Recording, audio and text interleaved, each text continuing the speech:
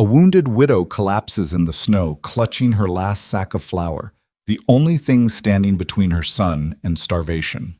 Every neighbor has turned their backs. Every door has closed. But when her 6-year-old boy knocks on the cabin of a stranger no one trusts, she has no idea that the man who saves them will become the target of a killer. The deed hidden in her coat is worth more than land. It's proof that the most powerful man on the frontier built his empire on stolen ground. And he will burn everything to keep that secret buried. Like and comment your city so I can see how far this story has traveled. And stay with me until the very end.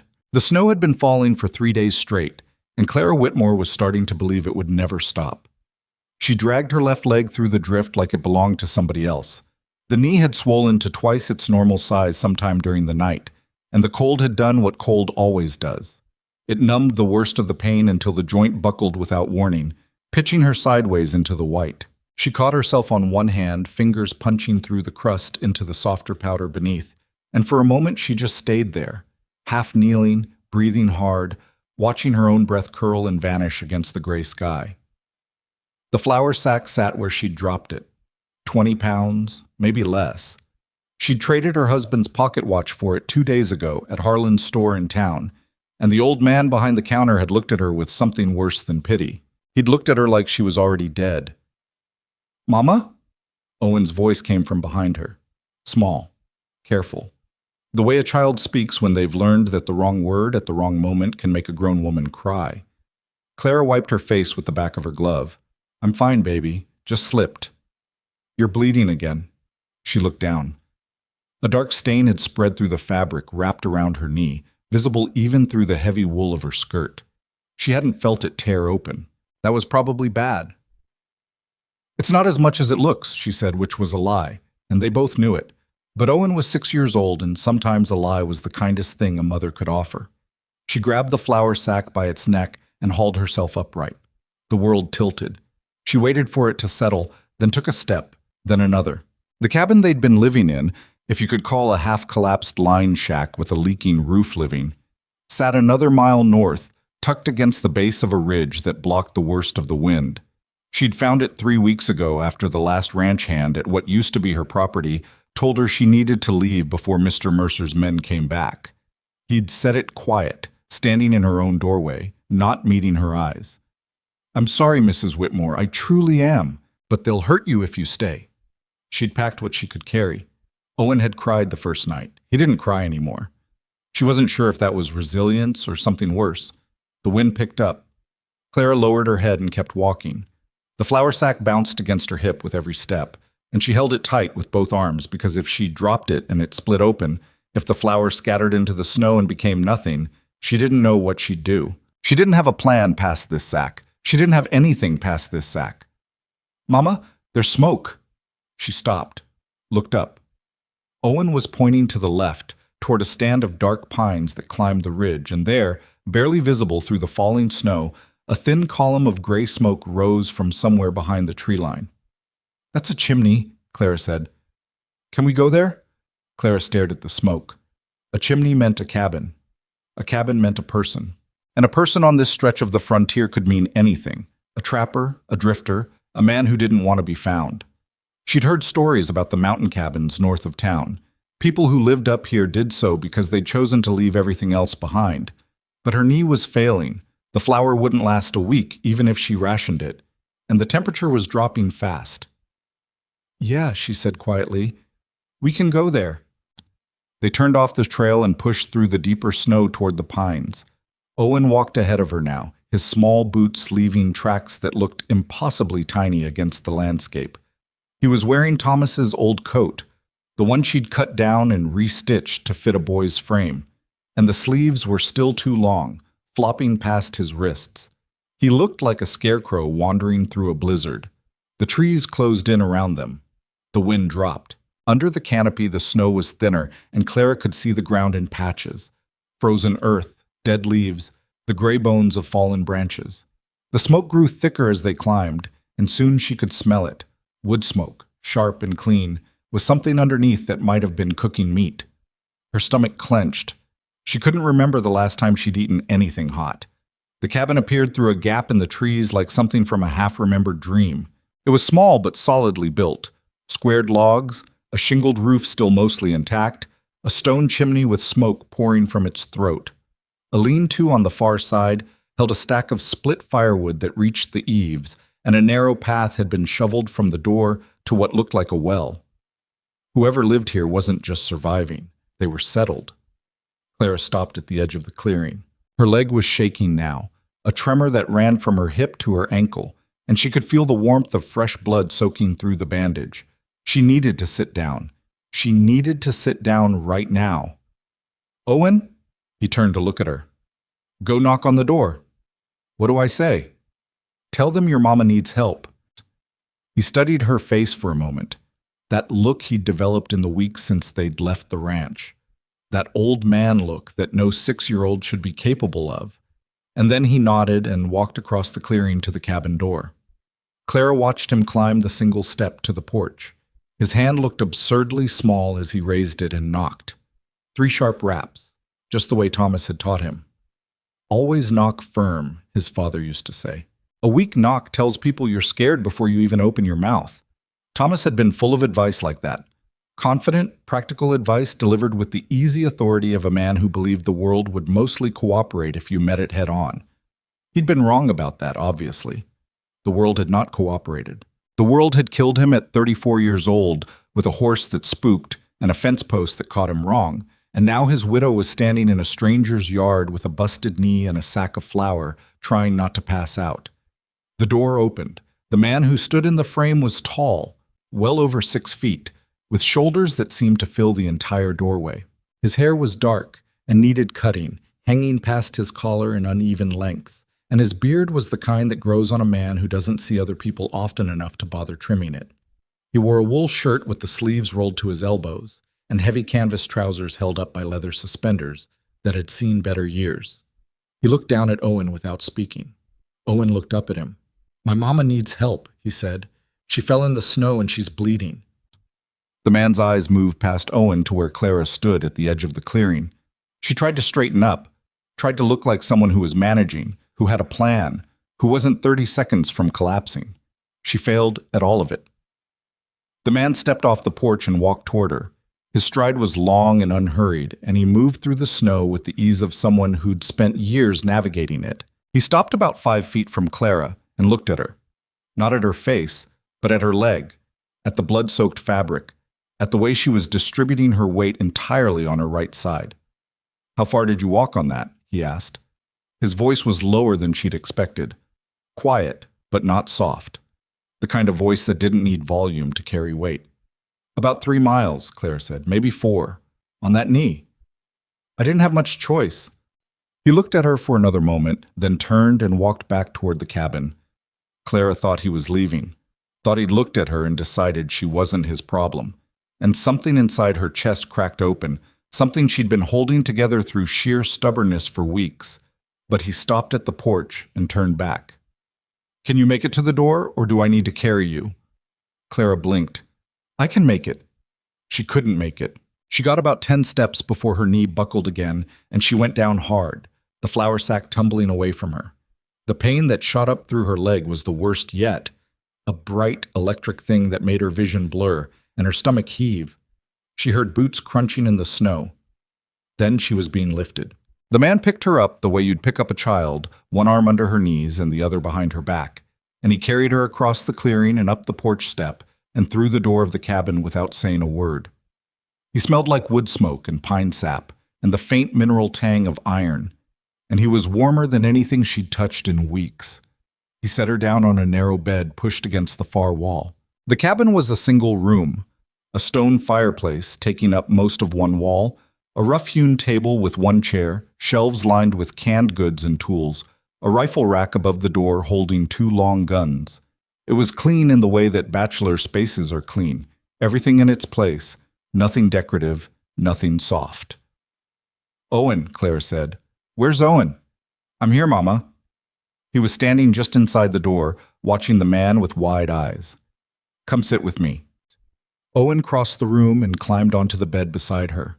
Clara put her arm around him and pulled him close, and for a moment she just held him, breathing in the cold air smell of his hair, feeling his small body shiver against hers. The man was at the fireplace, adding a log. The fire surged and the room grew warmer. He moved to the shelves and came back with a bundle of cloth. Clean rags, it looked like, and a clay jar with a cork stopper. "I need to look at that leg," he said. Clara hesitated. She didn't know this man. She didn't know his name, what he did out here alone, why someone built like a lumber camp foreman was living in a cabin in the middle of nowhere. But her knee was still bleeding, and the alternative was walking back into the storm, so she nodded. He knelt beside the bed and carefully unwrapped the fabric from her knee. Clara watched his face. He didn't wince, didn't react at all, but the wound was bad enough that even she had to look away. A deep gash ran diagonally across the kneecap, partially healed and partially torn open again, the edges swollen and red with the beginnings of infection. "When did this happen?" he asked. "About a week ago. I caught it on a piece of tin roofing." "Did you clean it?" "I tried, with snow." He looked at her. It was the first time their eyes met directly, and Clara saw something in his expression that she couldn't quite read. Not pity, not judgment. Something closer to recognition, like he was seeing something familiar. "Snow's not clean," he said. "Half the dirt from the mountain ends up in it." He uncorked the clay jar. The smell hit her immediately. Sharp, medicinal, like turpentine mixed with something herbal. "This is going to hurt," he said.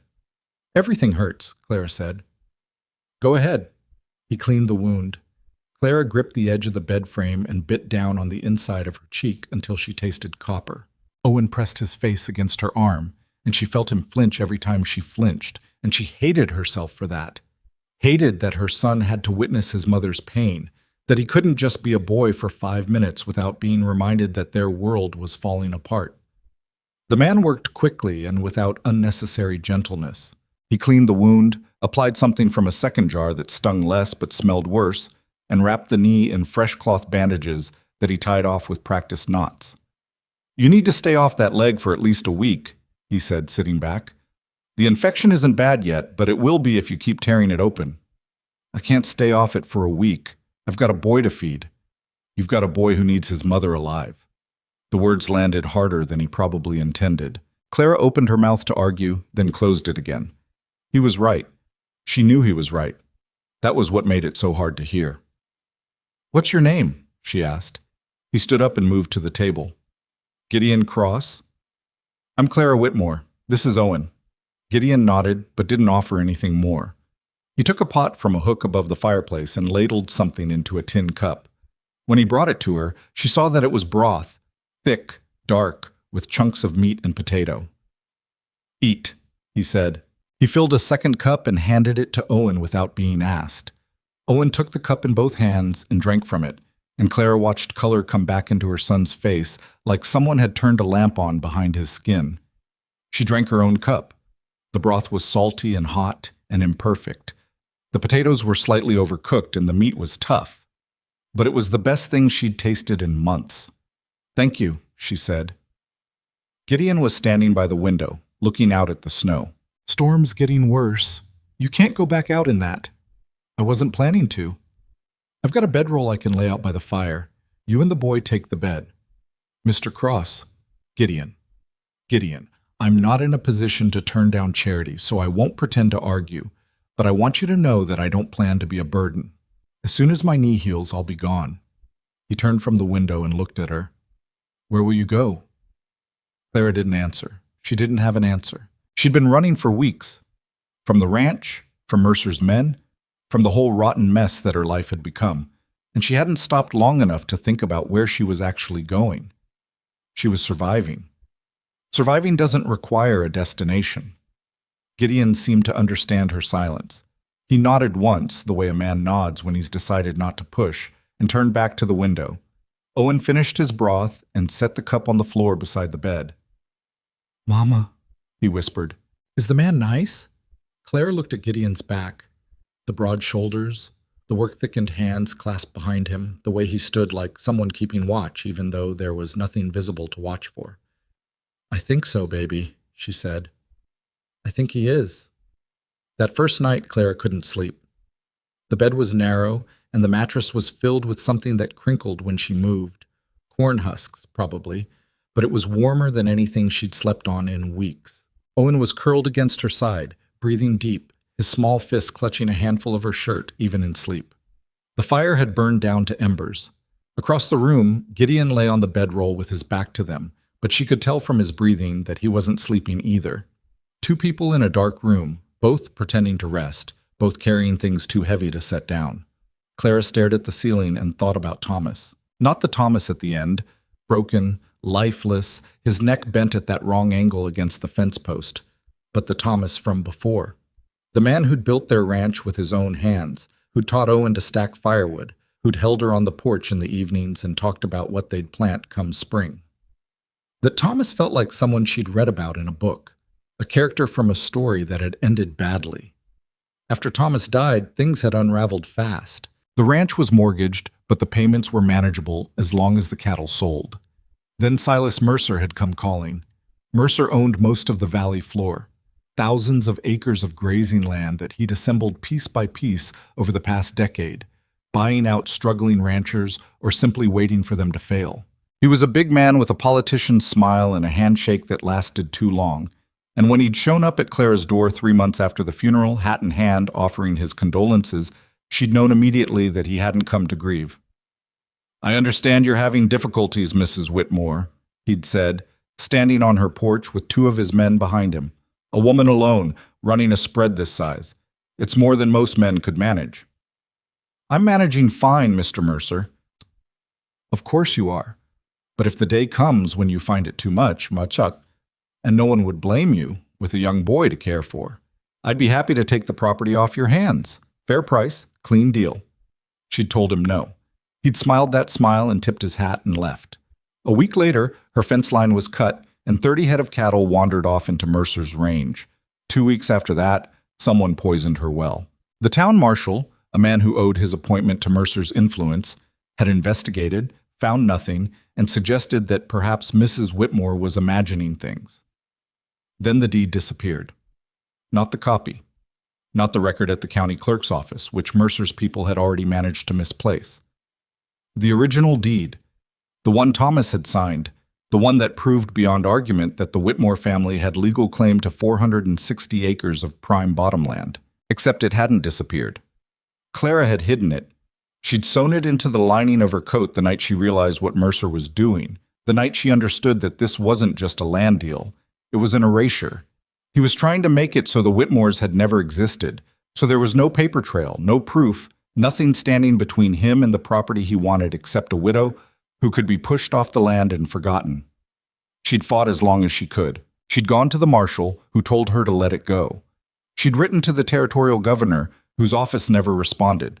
She'd talked to the other ranchers, men she'd known for years, men who'd eaten at her table and shaken Thomas's hand, and one by one they'd looked away. Not because they didn't believe her, because they were afraid. Mercer didn't just buy land, he bought silence. By the time Clara left the ranch, carried Owen out the back door in the middle of the night, while 2 of Mercer's riders sat on their horses at the front gate, waiting for morning. She'd lost everything except the coat on her back and the deed sewn into its lining. And now she was here, in a stranger's cabin, in a storm. She pressed her face against Owen's hair and closed her eyes. Morning came gray and cold. Clara woke to the sound of an axe, rhythmic, steady, the clean bite of steel into wood that carried through the cabin walls like a heartbeat. Owen was already awake, sitting on the edge of the bed, watching the door. "He's been chopping for a long time," Owen said. Clara sat up. Her knee had stiffened overnight into something that felt less like a joint and more like a block of rusted iron. She swung her legs off the bed and tested her weight on the good leg, then carefully stood. The bandage Gideon had applied was tight and clean, and the swelling seemed slightly less than the day before. The door opened. Gideon came in carrying an armload of split wood, snow dusting his shoulders and beard. He glanced at Clara standing by the bed, and his jaw tightened. "I told you to stay off that leg." "I need the privy." "There's a chamber pot under the bed." "I'm not using a chamber pot." They stared at each other. It was the kind of standoff that happens between 2 stubborn people who have each survived enough hardship to believe they're right about everything. "I'll walk you out there," Gideon said finally. "You lean on me." "I can manage." "You couldn't manage yesterday. That's why you're here. Clara felt heat rise in her face. Not embarrassment, anger. The specific tooth-grinding anger of a woman who has been managing alone for months and doesn't need a stranger telling her what she can't do. But the anger faded almost as quickly as it came, because he wasn't wrong. He wasn't trying to diminish her. He was stating a fact in that blunt, undecorated way of his. "Fine," she said. "You walk me out there." He did. His arm was steady and he matched her pace without making it obvious. And when she stumbled on the icy path, he caught her elbow without comment. The privy was a small shed about 30 yards from the cabin, and he waited outside while she used it, facing away, arms crossed, snow collecting on his shoulders like he was part of the landscape. When she came out, she paused. The world beyond the cabin was a study in white and gray. The snow-covered clearing, the dark pines, the ridge rising behind them into clouds so low they seemed to touch the treetops. It was beautiful in the way that dangerous things are sometimes beautiful. "How long have you lived up here?" she asked. 7 years. "Alone?" "Yes." "Why?" Gideon turned to look at her. His face was hard to read, not because it was blank, but because whatever expressions it held were buried deep, like messages written on stone and then covered with moss.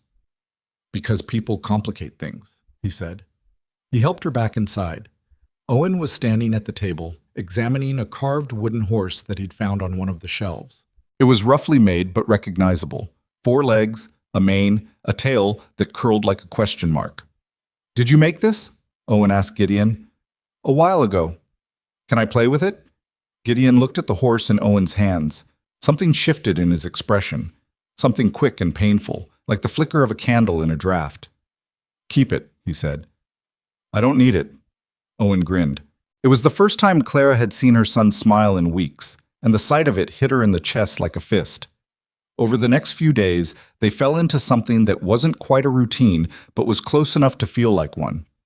Gideon hunted in the mornings, returning with rabbits or squirrels that he skinned and cooked without fanfare. Clara tried to help where she could, cleaning dishes, mending a tear in Gideon's coat that he'd been ignoring, but mostly she sat by the fire with her leg elevated and watched the man move through his solitary world with the efficiency of someone who'd done everything alone for so long that the presence of others felt more like an interruption than a comfort.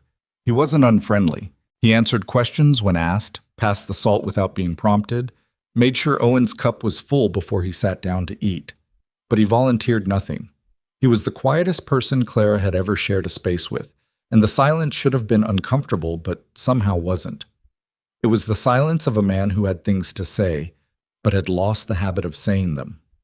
Owen, as children do, broke through faster than Clara could. On the 3rd day, the boy followed Gideon out to the woodpile and stood watching him split logs with an intensity that bordered on worship.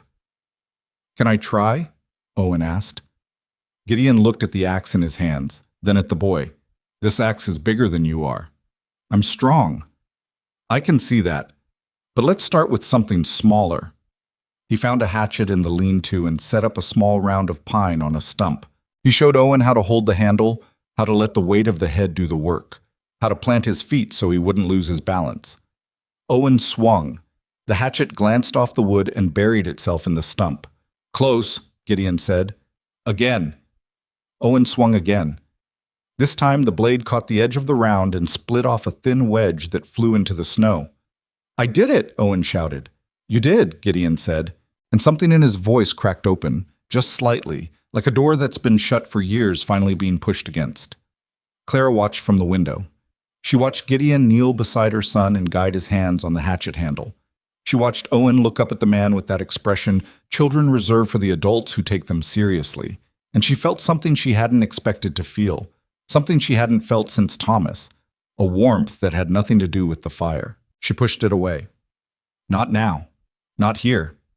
On the 4th morning, Gideon came in from checking his trapline and set a brace of rabbits on the table.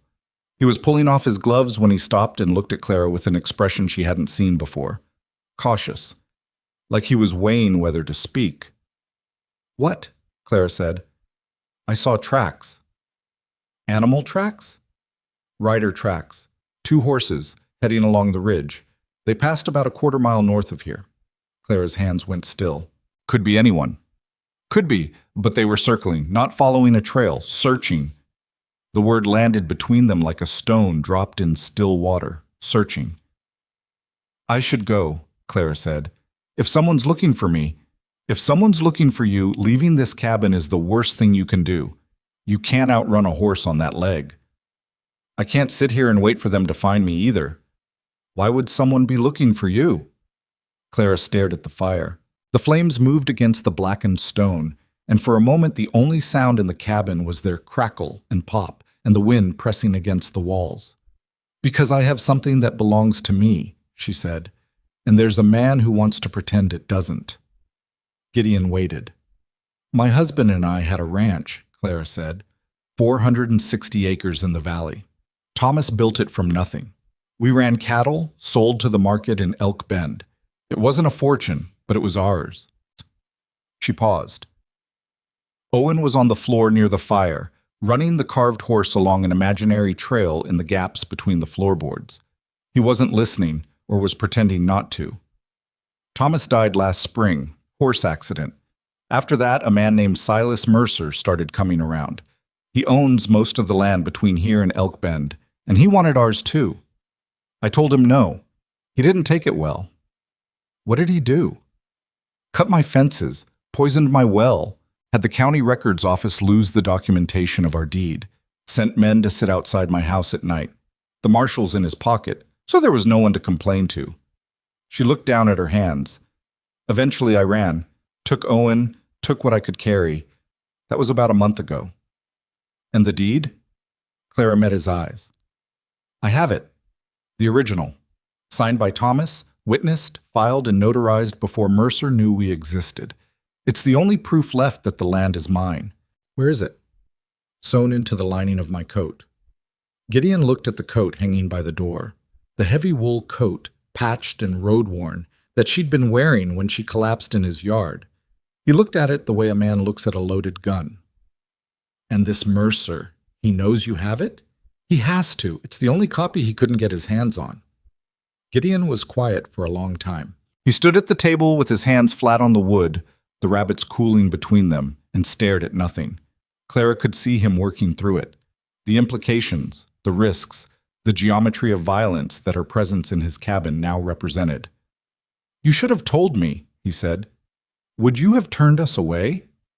The question hung in the air. Gideon lifted his gaze and looked at her.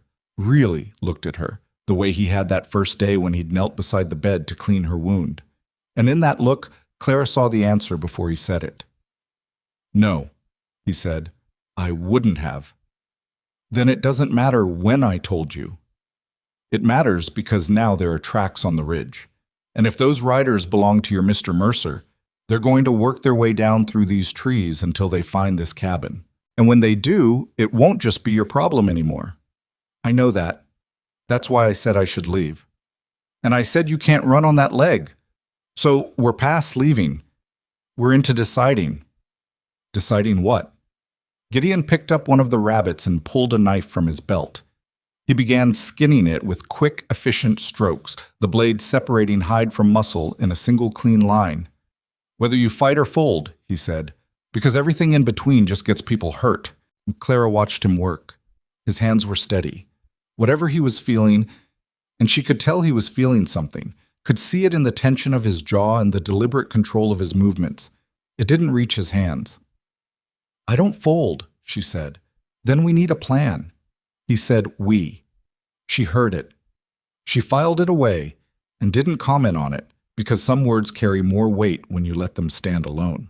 That night, after Owen fell asleep, Clara sat at the table while Gideon cleaned the rifle from the rack above the door. He worked by firelight, the metal parts gleaming as he oiled the action and checked the bore. And Clara watched him and tried to understand the man who'd taken them in. Can I ask you something? She said. You've been asking me things since you got here. One more, then. He glanced at her. Go ahead. The horse Owen found, the carved one. You said you made it a while ago, but you made it for someone, a child. Gideon's hand stopped moving.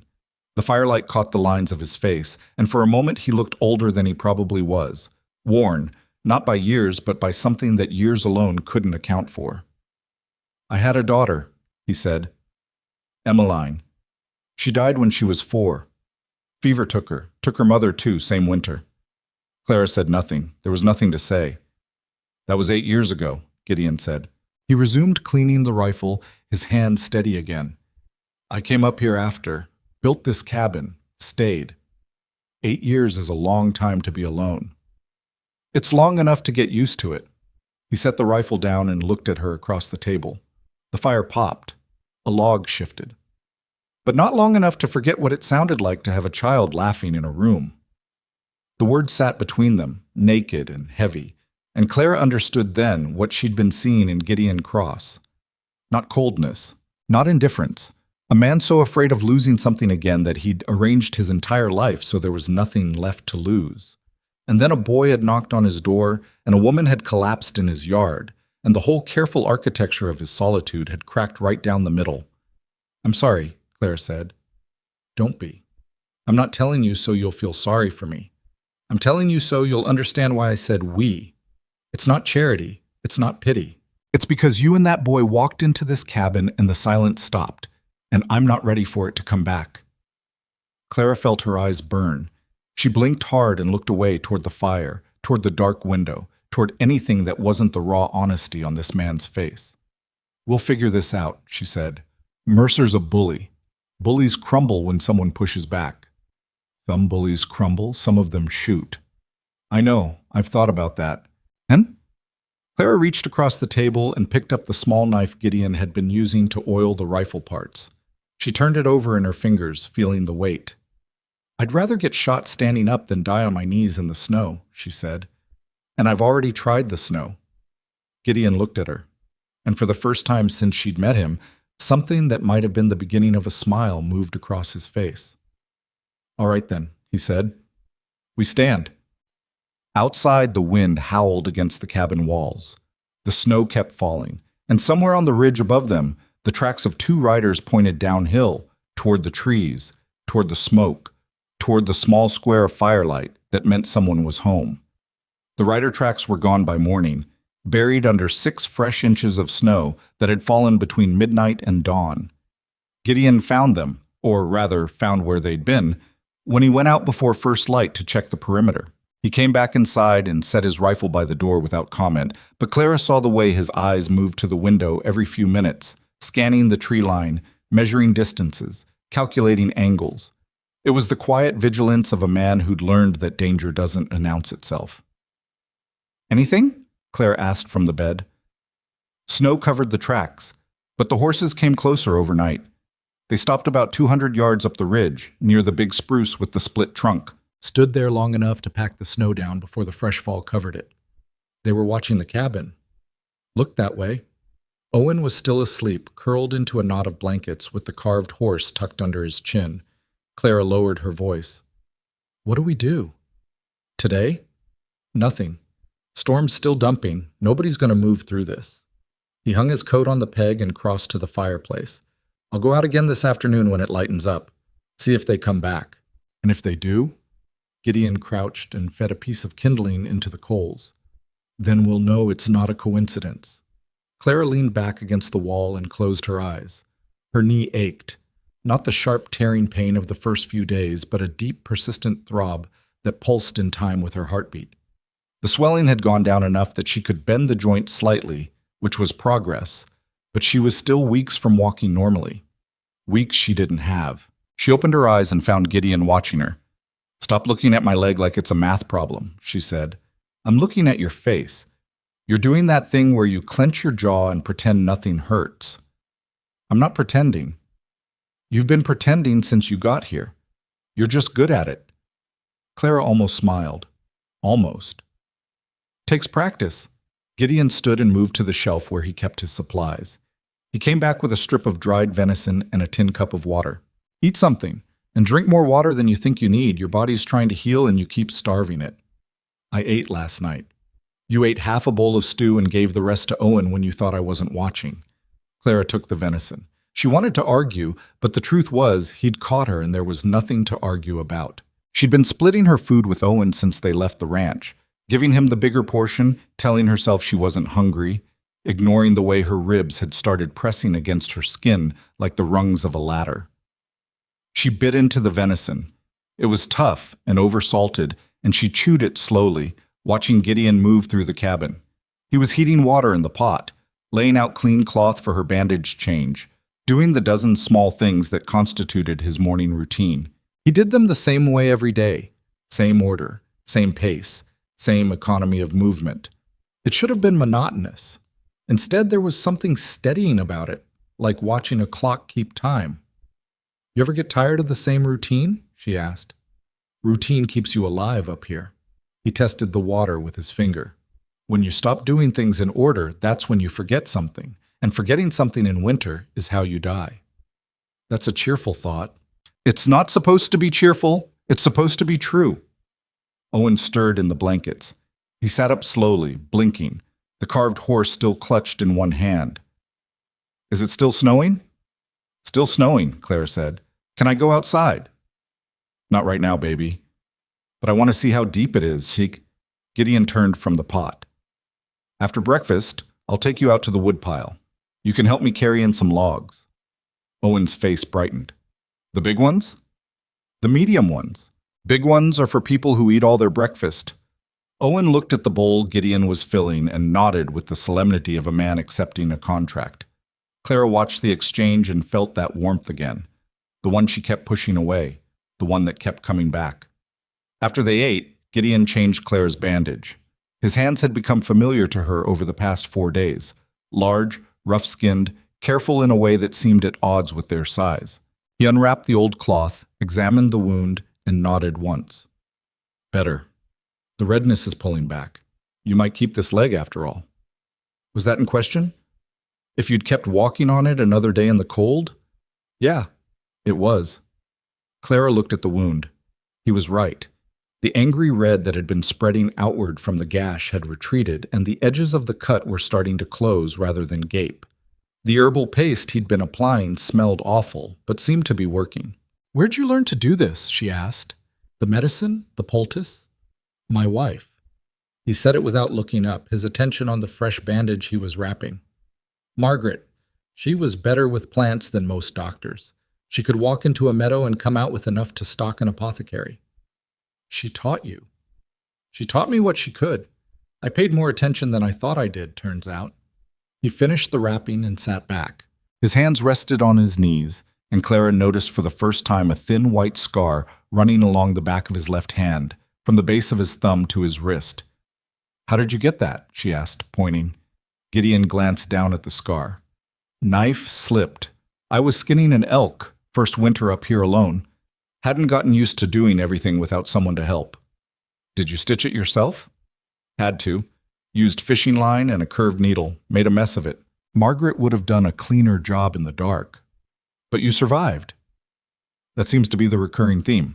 He stood and moved to the door. "I'm going to take Owen out. You stay put." Clara watched them go. The tall man and the small boy stepping out into the white world, Owen's hand finding Gideon's almost immediately, naturally, the way a child reaches for someone they've decided to trust.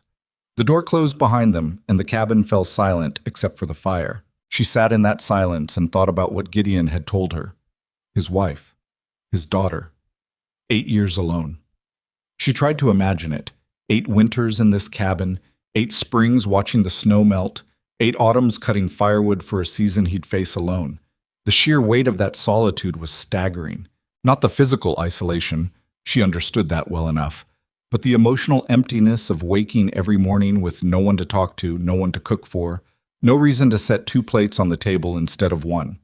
And then she'd crashed into his life with a bleeding knee and a stolen deed and a child who looked at him like he'd hung the stars.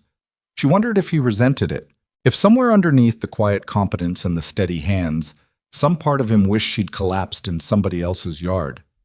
Outside, she could hear Owen laughing. The sound came through the cabin walls, muffled by snow and wood, but unmistakable.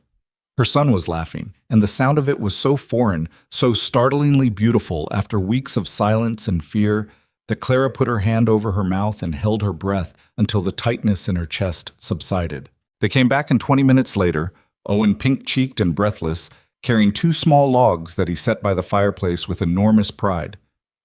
"I carried them all by myself," he announced. "He did," Gideon confirmed.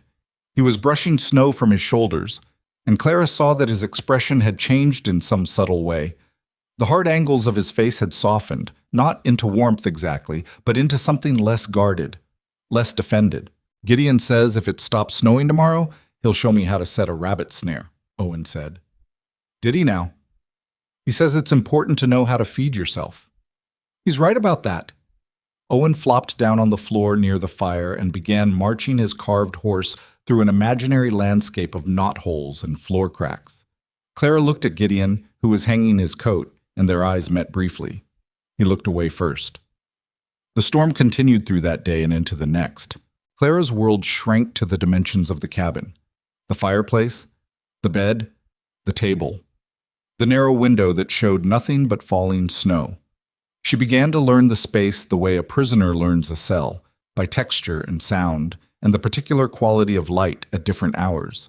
The way the fire threw shadows on the eastern wall at noon, the creak of the third floorboard from the door, the draft that slipped through a gap in the chinked logs near the window and smelled like cold pine. She also began to learn Gideon, not through conversation, he still volunteered little, but through observation, the way you learn a landscape by walking through it. She learned that he sharpened his knife every evening after dinner, running the blade along a whetstone in long, slow strokes that produced a sound like breathing. She learned that he read. There was a small shelf of books above the bed, 7 or 8 volumes worn soft with handling, and he'd take one down after Owen fell asleep and sit at the table reading by firelight until his eyes got heavy.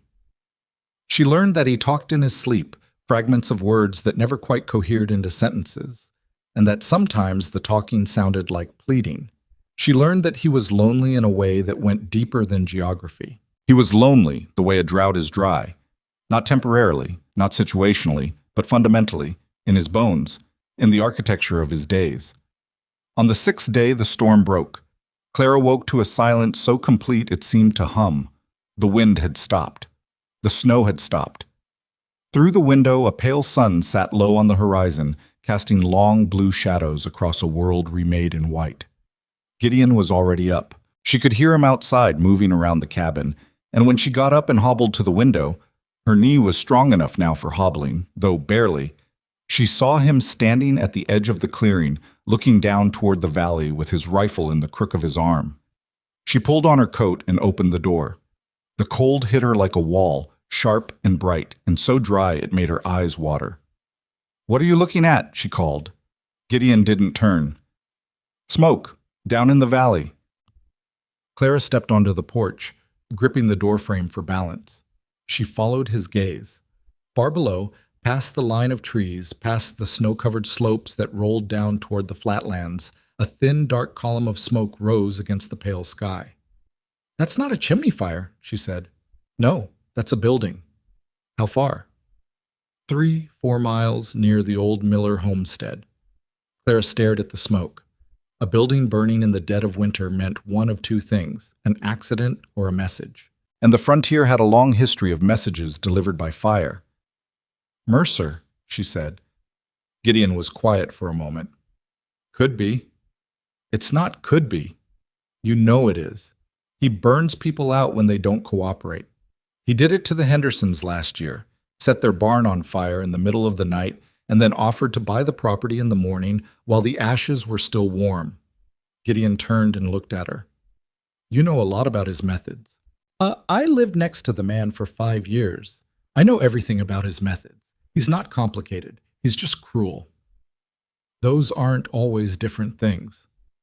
"No," Clara agreed. "They're not." They stood on the porch in the bitter cold and watched the smoke thin and fade as whatever was burning consumed itself. Owen appeared in the doorway behind them, wrapped in a blanket, the carved horse in one hand. "What's on fire?" he asked.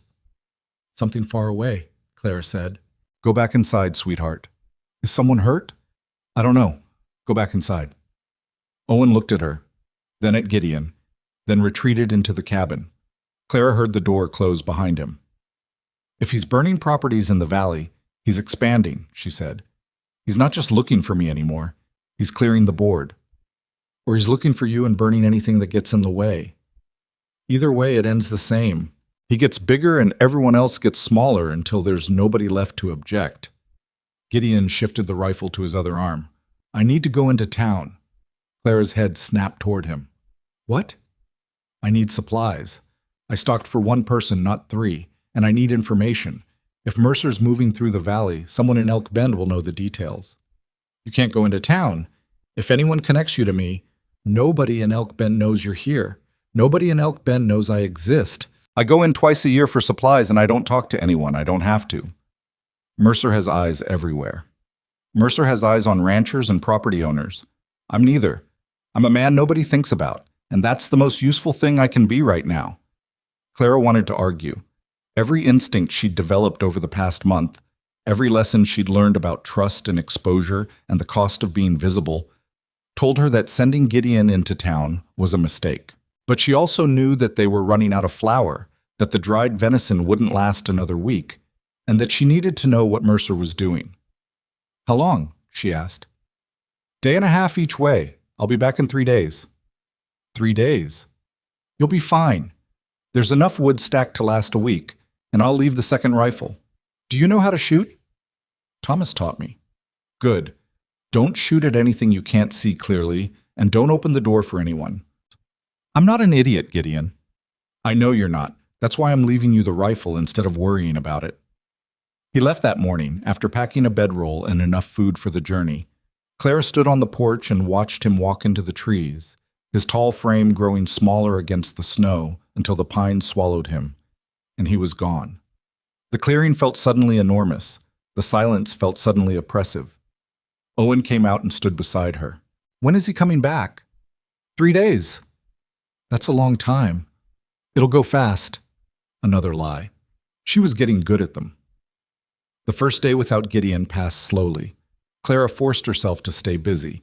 She kept the fire fed, melted snow for water, heated the leftover stew from the night before.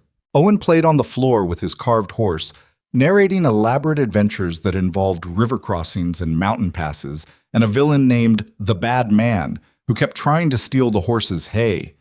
Clara listened to her son's stories and felt a dull ache that had nothing to do with her knee. Owen was processing what had happened to them. The Bad Man wasn't a cowboy from some picture book. The Bad Man was Silas Mercer, transformed by a child's imagination into something manageable, something that could be defeated by a wooden horse and a boy's voice. That night, Clara bolted the door and propped the rifle against the bed frame within arm's reach. She lay awake listening to the small sounds of the cabin. The fire, the wind, the occasional crack of a tree branch surrendering to the weight of ice. And she thought about the deed sewn into her coat. She got up, took the coat from its peg, ran her fingers along the lining until she felt the stiff edge of the folded paper through the cloth. It was still there. Of course it was still there. But she needed to feel it, the way a person needs to check a wound to make sure it's not bleeding. Not because they think it is, but because the fear of it is worse than the looking. She held the coat against her chest and went back to bed. The second day, she tried to walk more. Her knee protested, a grinding, clicking complaint that she felt more than heard, but she could make it from the bed to the door without stopping, which was a victory she chose not to celebrate out loud. She took Owen outside for a few minutes, letting him build a lopsided snowman near the woodpile while she sat on the porch step with the rifle across her knees, watching the tree line. Nothing moved. The world was white and still and indifferent. Mama, Owen said, patting snow onto the snowman's body. Do you think Gideon likes us? I think he does, baby. I mean really likes us, not just because he has to. He doesn't have to do anything. He chose to help us. Owen considered this while carefully placing 2 pine cone eyes on his snowman's face. Papa used to say you can tell what a person's like by what they do when nobody's watching. Clara's throat tightened. Your papa was a smart man. Gideon's like that. He does things when he thinks nobody's looking. He put an extra blanket on me last night when he thought I was asleep. Clara didn't trust herself to respond. She nodded and looked away, blinking hard, and watched the empty ridge until her eyes stopped burning. On the morning of the 3rd day, Clara woke to the sound of hooves. She was on her feet before she was fully conscious, the rifle in her hands, her heart hammering against her ribs with such force that she could feel it in her fingertips. Owen sat up in bed, eyes wide. "Stay there," Clara whispered. "Don't move." She moved to the window, pressing herself against the wall and peering through the corner of the glass. The clearing was empty. The hoofbeats were coming from the south, from the direction of the trail, growing louder. Clara checked the rifle. Loaded. She'd checked it 3 times before bed last night, but she checked it again because Thomas had always said the gun you don't check is the one that fails you. A horse appeared through the trees.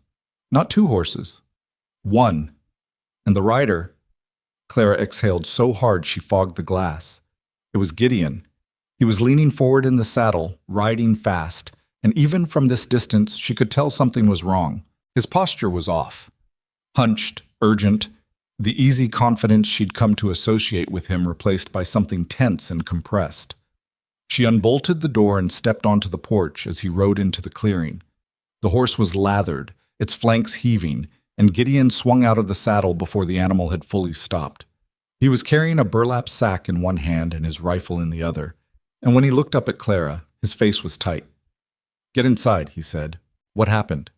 "Inside. Now!" She backed through the door. Gideon followed, tossing the burlap sack on the table and leaning the rifle against the wall. He crossed to the window and looked out, scanning the tree line the same way Clara had been scanning it for 2 days. "Gideon, what happened?"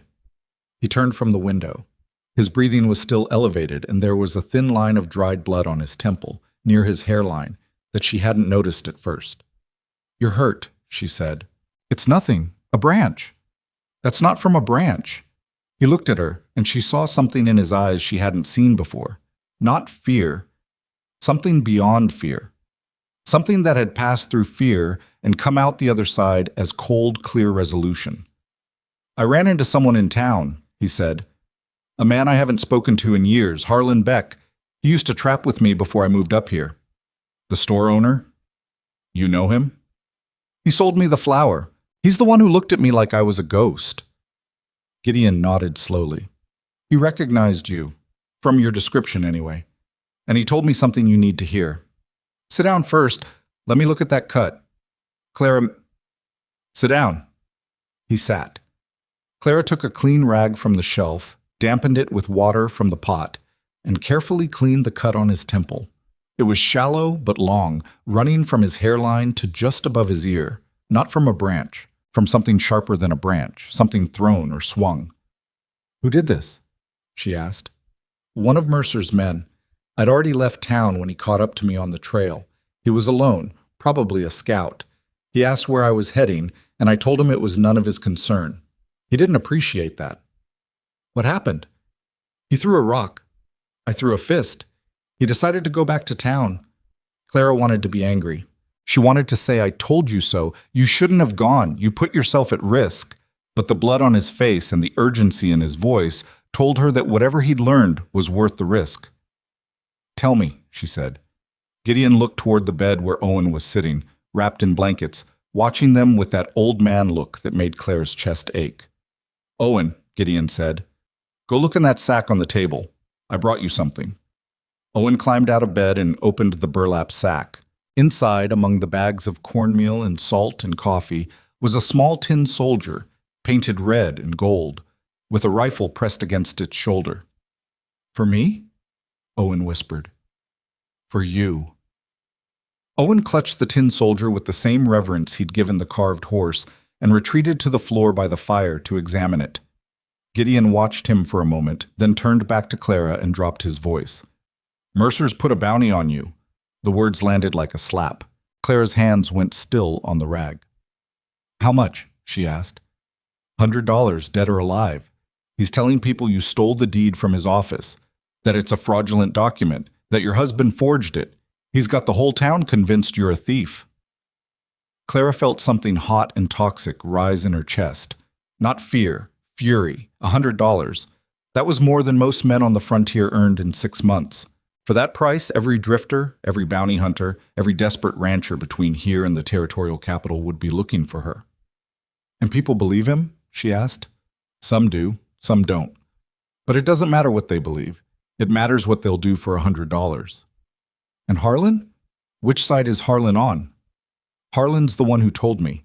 He pulled me aside in his store, closed the door, and said, "That woman with the boy, if you know where she is, you tell her to run or fight, because Mercer's done waiting."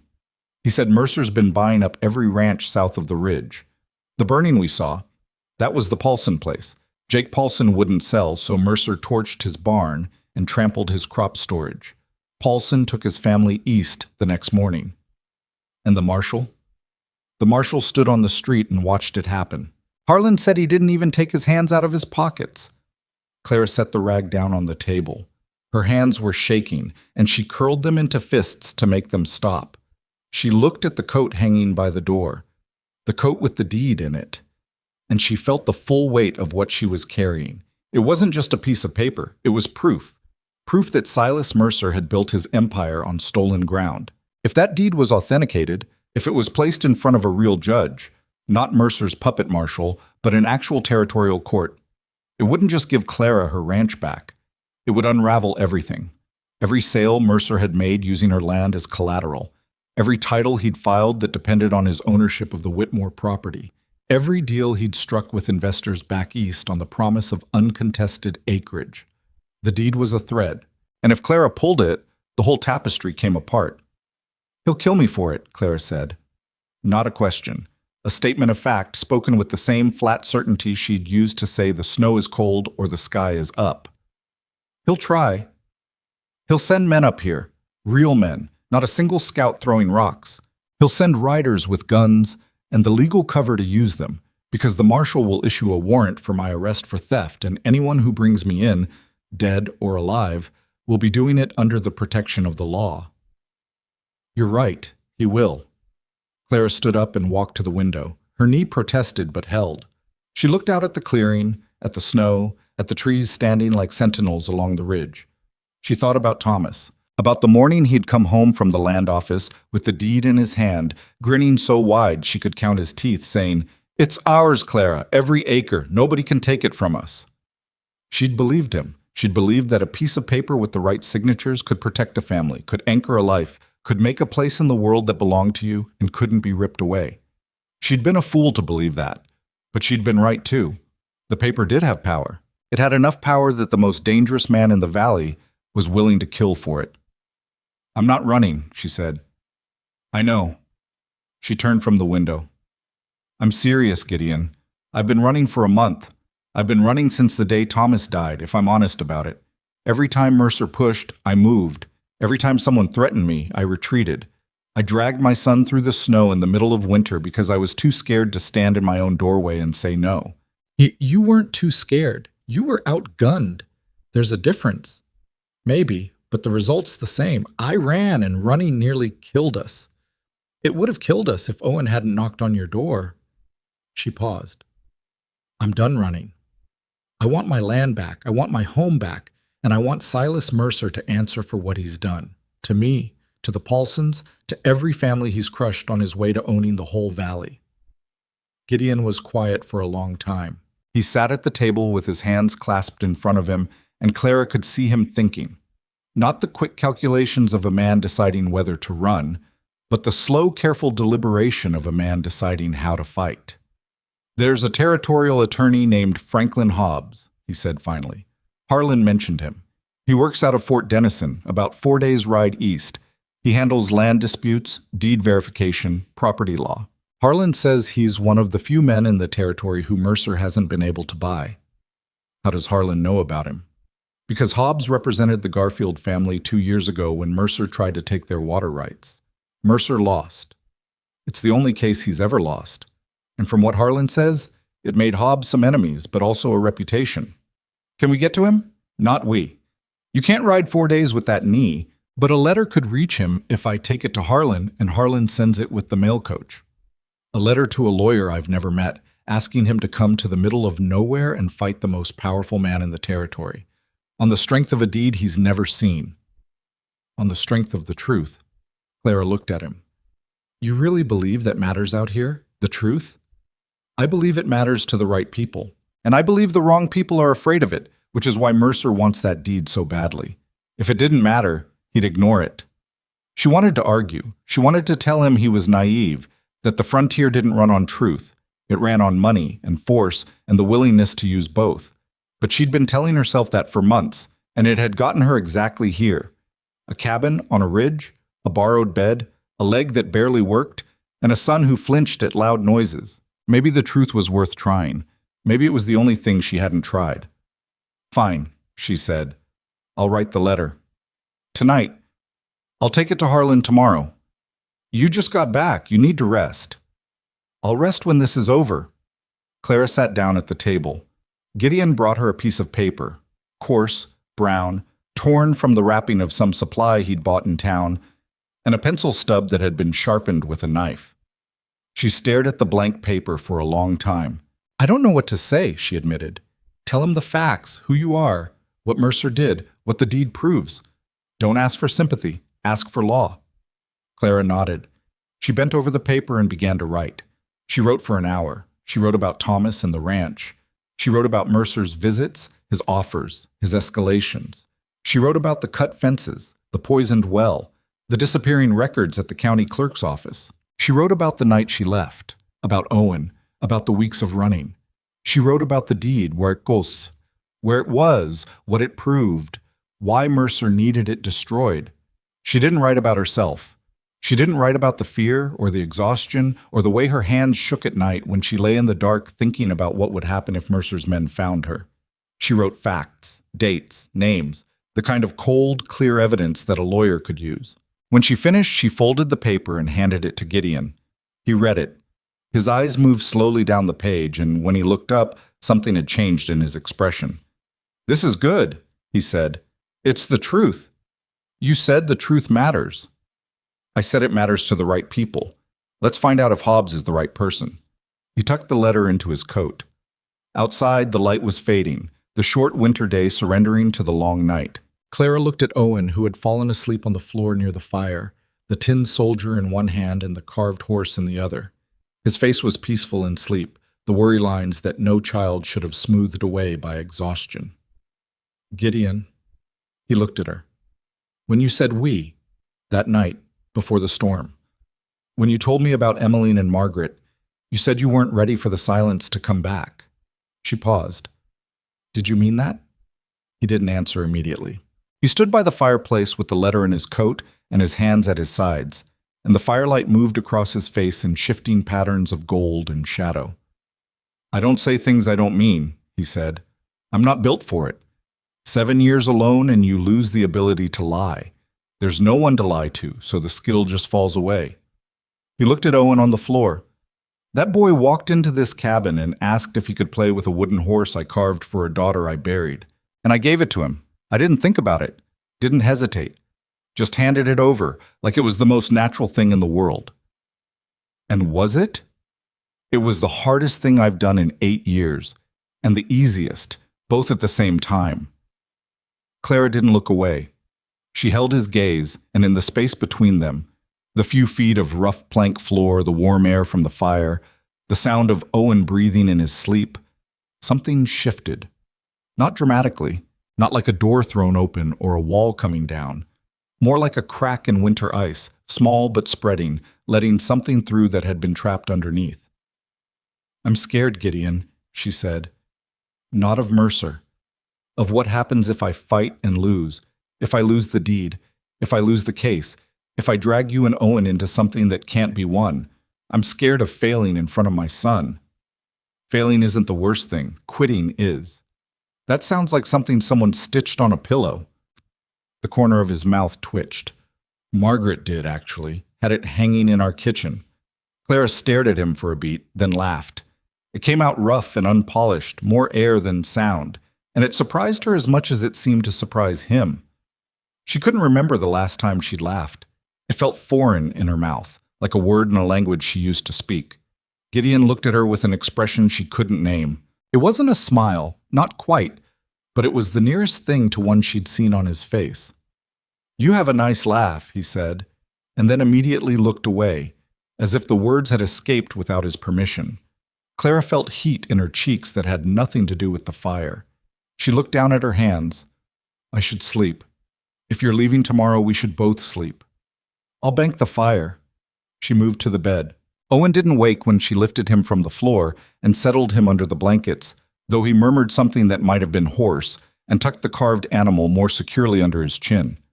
Clara lay down beside him and pulled the quilt up. Across the room, Gideon was building up the fire for the night, placing the logs carefully to burn slow and even. The firelight caught the letter in his coat pocket, a corner of brown paper sticking out, and Clara thought about the words she'd written on it. The facts, the dates, the names, all of it leading to a single question she hadn't put on the page, but that hung over everything like smoke. Was there anyone left who would help? Gideon finished with the fire and stretched out on the bedroll. Clara. Yes? I need to tell you something before I go, and I need you to hear it without arguing. That's a promising start. If I don't come back in 3 days, don't say that. If I don't come back in 3 days, you take that deed out of your coat and you burn it. Clara sat up. What? Burn it. It's the only thing tying Mercer to you. Without it, you're just a widow with a boy. He might still come looking, but without the deed, there's nothing to find. You take Owen and you go south, to Casper or Rawlins. You change your name, you start over. I'm not burning the deed. I said don't argue. And I said I'm not burning the only proof that my family's land belongs to us. Thomas died on that ranch, Gideon. Owen was born in that house. I'm not setting fire to the last piece of his father he has left. Better a live boy without a deed than a dead mother with one. The words hung in the dark. Clara stared at the shadow of the ceiling beams above her and felt tears she refused to shed pressing against the backs of her eyes. You're coming back in 3 days, she said. Not a question, a command. I'm planning to. Then stop talking about burning things and go to sleep. Silence. Then, from the bedroll, yes, ma'am. Clara lay back down. She pressed her face against Owen's hair and breathed in the smell of him, wood smoke and wool and the faint sweetness of a child's skin, and she held him close and thought about courage. Not the courage of heroes, not the courage of stories. The ugly, unglamorous courage of a woman who has been knocked down so many times that getting up again feels less like bravery and more like habit. The courage that doesn't roar or charge or make grand speeches. The courage that just wakes up in the morning and says, still here. She was still here. Broken, bleeding, hiding in a stranger's cabin on a mountain that smelled like pine and winter and the ghosts of people who had been loved and lost. But still here. And tomorrow Gideon would carry her letter down the mountain to a man who might be able to help or who might not. And she would sit in this cabin with her son and her rifle and her deed and wait. And waiting, she was learning, was its own kind of fight. Outside, the sky cleared. Stars appeared through the window, sharp and cold, scattered across the darkness like sparks from a fire that had burned out long ago. The ridge stood black against the sky, and somewhere on its slopes, in the frozen silence between the trees, the tracks of horses had been covered by snow and uncovered by wind and covered again, a cycle of concealment and exposure that would continue long after the people who made them were gone. Clara closed her eyes. She didn't dream. She was too tired for dreams and too awake for peace, and somewhere in the gray space between the two she found something that wasn't quite rest, but was close enough to carry her through the night. In the morning she woke to find Gideon already gone. His bedroll was folded, his coat was missing from the peg, and the fire had been built up fresh. On the table, weighted down with the clay jar, was a piece of paper with 3 words in blocky, uneven handwriting. 3 days. Promise. Clara picked up the note and held it for a long time. Then she folded it and put it in her pocket next to the coat with the deed, next to the scar on her knee, next to all the other things she was carrying. Owen woke up and asked for breakfast. Clara heated the last of the stew and set the tin soldier beside his bowl. Mama, he said, stirring his stew with a spoon that was too big for his hand, is Gideon going to help us get our house back? Clara looked at her son. His eyes were brown, like Thomas's. His chin was sharp, like hers. He was 6 years old, and he'd already learned that houses can be taken, that fathers can die, that mothers can bleed, and that the world doesn't always give back what it takes. Yeah, baby, she said. I think he is. Owen nodded and ate his stew, and Clara sat across from him and watched the fire, and waited for the sound of hooves that would mean either salvation or disaster, because on the frontier they often sounded exactly the same. He came back on the third day, just as the light was failing. Clara heard the horse before she saw it, the heavy crunch of hooves breaking through the crusted snow, the labored breathing of an animal that had been ridden hard over rough terrain. She was at the window before the sound fully registered, rifle in her hands, her pulse hammering in her throat. Owen was behind her, pressed against the bed frame, holding the tin soldier so tight his knuckles had gone white. Then Gideon rode into the clearing, and the breath Clara had been holding for 72 hours left her body in a single, ragged exhale. He wasn't alone. A second horse trailed behind his, tied to the saddle horn with a length of rope. And on that horse sat a man Clara had never seen before. He was smaller than Gideon. Most men were, with a narrow build and a face that looked like it had been designed for reading, all sharp angles and deep-set eyes behind wire-rimmed spectacles that caught the last of the daylight. He wore a town coat, dark wool with brass buttons, and a hat that had never seen honest weather until this trip. His gloves were leather, the kind you buy at a store, and he gripped the pommel with both hands like a man who'd been introduced to horseback riding recently and against his will. Clara opened the door.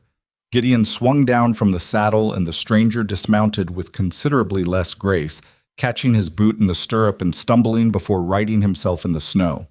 He looked up at the cabin, then at Clara, then at the rifle in her hands. "Mrs. Whitmore?" he said. "Who's asking?" "Franklin Hobbs, territorial attorney. I believe you wrote me a letter." Clara looked at Gideon. He was unsaddling the horses, his movements quick and purposeful, and he met her gaze with a single nod that said everything she needed to know. "That was fast," Clara said. Mr. Cross was persuasive. Hobbs stamped his feet in the snow and blew on his gloved hands. "Also, your letter was the most detailed account of land fraud I've read in 12 years of practice. I'd have been a fool not to come." "Come inside," Clara said, "before you freeze to death." The cabin felt smaller with 4 people in it. Hobbs settled into the single chair at the table with the stiff formality of a man accustomed to offices and courtrooms, not mountain cabins. He removed his spectacles, cleaned them on his coat, replaced them, and looked around the room with an expression that was equal parts curiosity and discomfort. Owen stood by the bed, studying the stranger with open suspicion. "Are you a lawman?" he asked. "I'm a lawyer," Hobbs said. "It's different." "How?" "Lawmen carry guns, lawyers carry paper. Both can be dangerous depending on who's holding them." Owen considered this. "Gideon carries both." Hobbs glanced at Gideon, who was hanging his coat by the door. "So he does."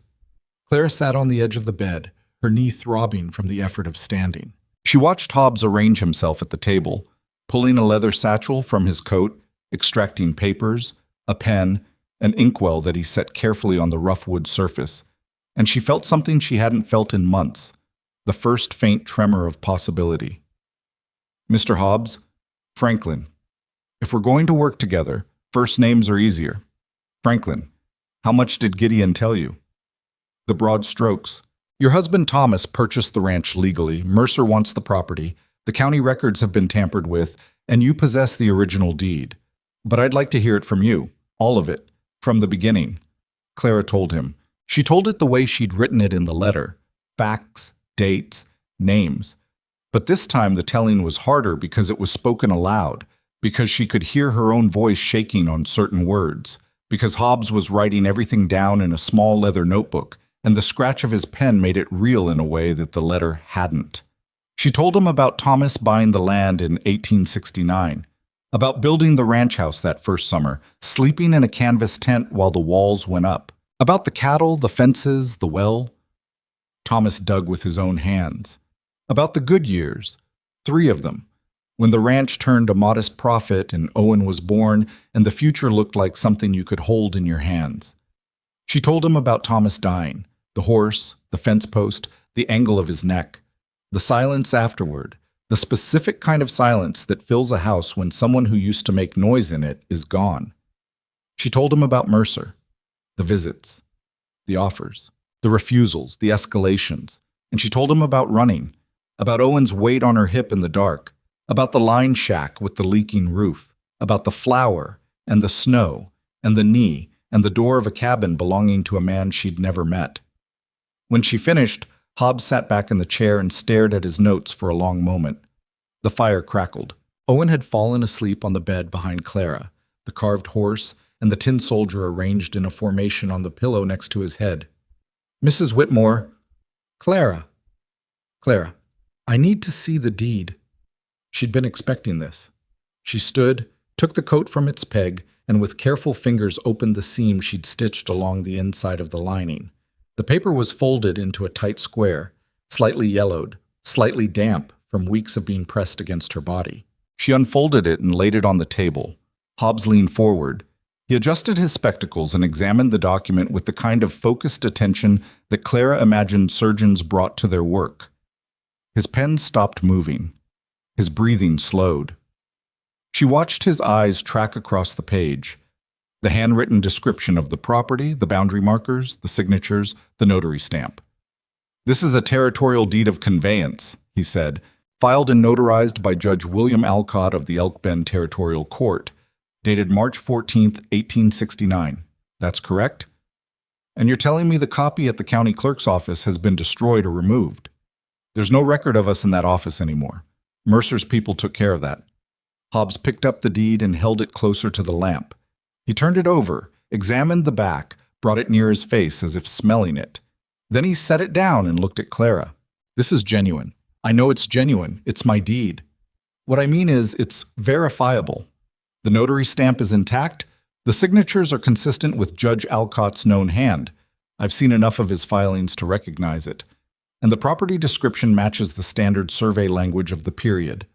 If this were placed before a territorial court, it would hold." "If," Clara said. "That's a big word." "It is, because Mercer isn't going to let it get to a court without a fight." Hobbs removed his spectacles and rubbed the bridge of his nose. "You said the local marshal is under Mercer's control?" "Marshal Haynes. He's been in Mercer's pocket since before Thomas died." "And the county judge?"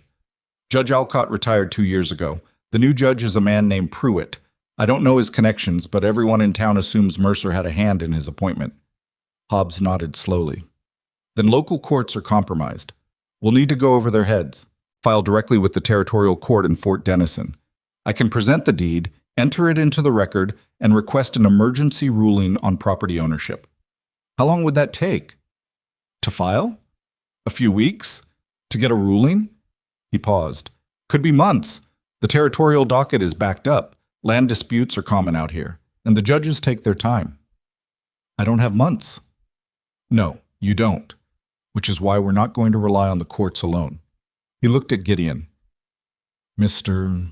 Cross, you mentioned a man named Harlan Beck, a store owner in Elk Bend." Gideon was standing by the fireplace, arms folded, listening with the particular intensity of a man who doesn't speak much but hears everything. "I did." "Is he willing to testify to what he's seen, what he knows about Mercer's operations?" "He told me what he told me. Whether he'd say it in front of a judge is another question." "It's the critical question. Physical evidence, the deed, proves Clara's ownership. But to prove Mercer committed fraud, we need witnesses. People who saw the intimidation, the property destruction, the manipulation of records. Without witnesses, the deed proves ownership, but not theft. Mercer walks away clean." "Mercer doesn't walk away from anything clean," Claire said. "Everyone in that valley knows what he's done. They've watched it happen for years." "Knowing and testifying are very different things. You said it yourself. People are afraid of him." "So what do we do?" "Wait for someone to get brave." Hobbs replaced his spectacles and leaned forward, his elbows on the table. "We don't wait. We build a case strong enough that the witnesses feel protected. If I can get the territorial court to issue a preliminary injunction, a hold on all property transfers connected to the Whitmore deed, it freezes Mercer's operations. He can't sell, can't mortgage, can't develop. It puts him on his back foot. And when a man like Mercer loses momentum, the people around him start asking themselves whether he's worth being afraid of." "And you think you can get that injunction?" "With this deed? Yes. I need 2 things from you. First, I need the deed itself. I know that's hard, but I need to file it with the court." Clara's hand moved instinctively toward the coat. The deed had been on her body or within arm's reach for over a month. It was the only thing standing between her and invisibility, the only proof that Clara Whitmore had ever existed as anything other than a drifter. Giving it up felt like handing over a piece of her skeleton. "What's the second thing?" she asked. "Time. I need to ride back to Fort Denison, file the papers, and get the injunction issued. That's a week, minimum. During that week, you need to stay alive and stay hidden." "She can stay here," Gideon said. Hobbs looked at him. "Mister, cross with respect. If Mercer traces me back to this cabin, you'll be in as much danger as she is." "I know. And you're prepared for that." It wasn't really a question, but Gideon answered it anyway. "I've been prepared for that since she walked through the door." Clara wanted to object. She wanted to tell Gideon that this wasn't his fight, that he'd done enough, that she couldn't ask him to put himself between her and a man who burned barns and bought lawmen. But she'd already tried that argument and lost. And the truth was, she needed him. Not just his cabin and his rifle and his knowledge of the mountain. She needed the steadiness of him, the quiet certainty that sat at the center of his being like bedrock under soil. "Give me the deed," Hobbs said. "I'll ride out at first light." Clara picked up the document. She held it in both hands and looked at it. Thomas's name in his careful, carpenter's handwriting, the date, the description of the land that had been their whole world. She thought about what Gideon had said that night in the dark. Better a live boy without a deed than a dead mother with one. She thought about what Hobbs was offering, not safety, not certainty, but a chance. A narrow, fragile, lawyer-shaped chance that might be the only one she'd get. She handed the deed to Hobbs. He took it carefully, the way you take something you understand is irreplaceable, and slid it into his leather satchel. "I'll guard this with my life." "Don't say that. Just guard it." Hobbs almost smiled. "Fair enough." That night, Hobbs slept in the chair, wrapped in a blanket Gideon provided. His satchel clutched against his chest like a baby. Gideon took the bedroll. Clara and Owen shared the bed. Clara couldn't sleep. Again. She lay in the dark and listened to three men breathing. Her son, the stranger, the man who'd chosen to fight beside her. And she counted the days in her head.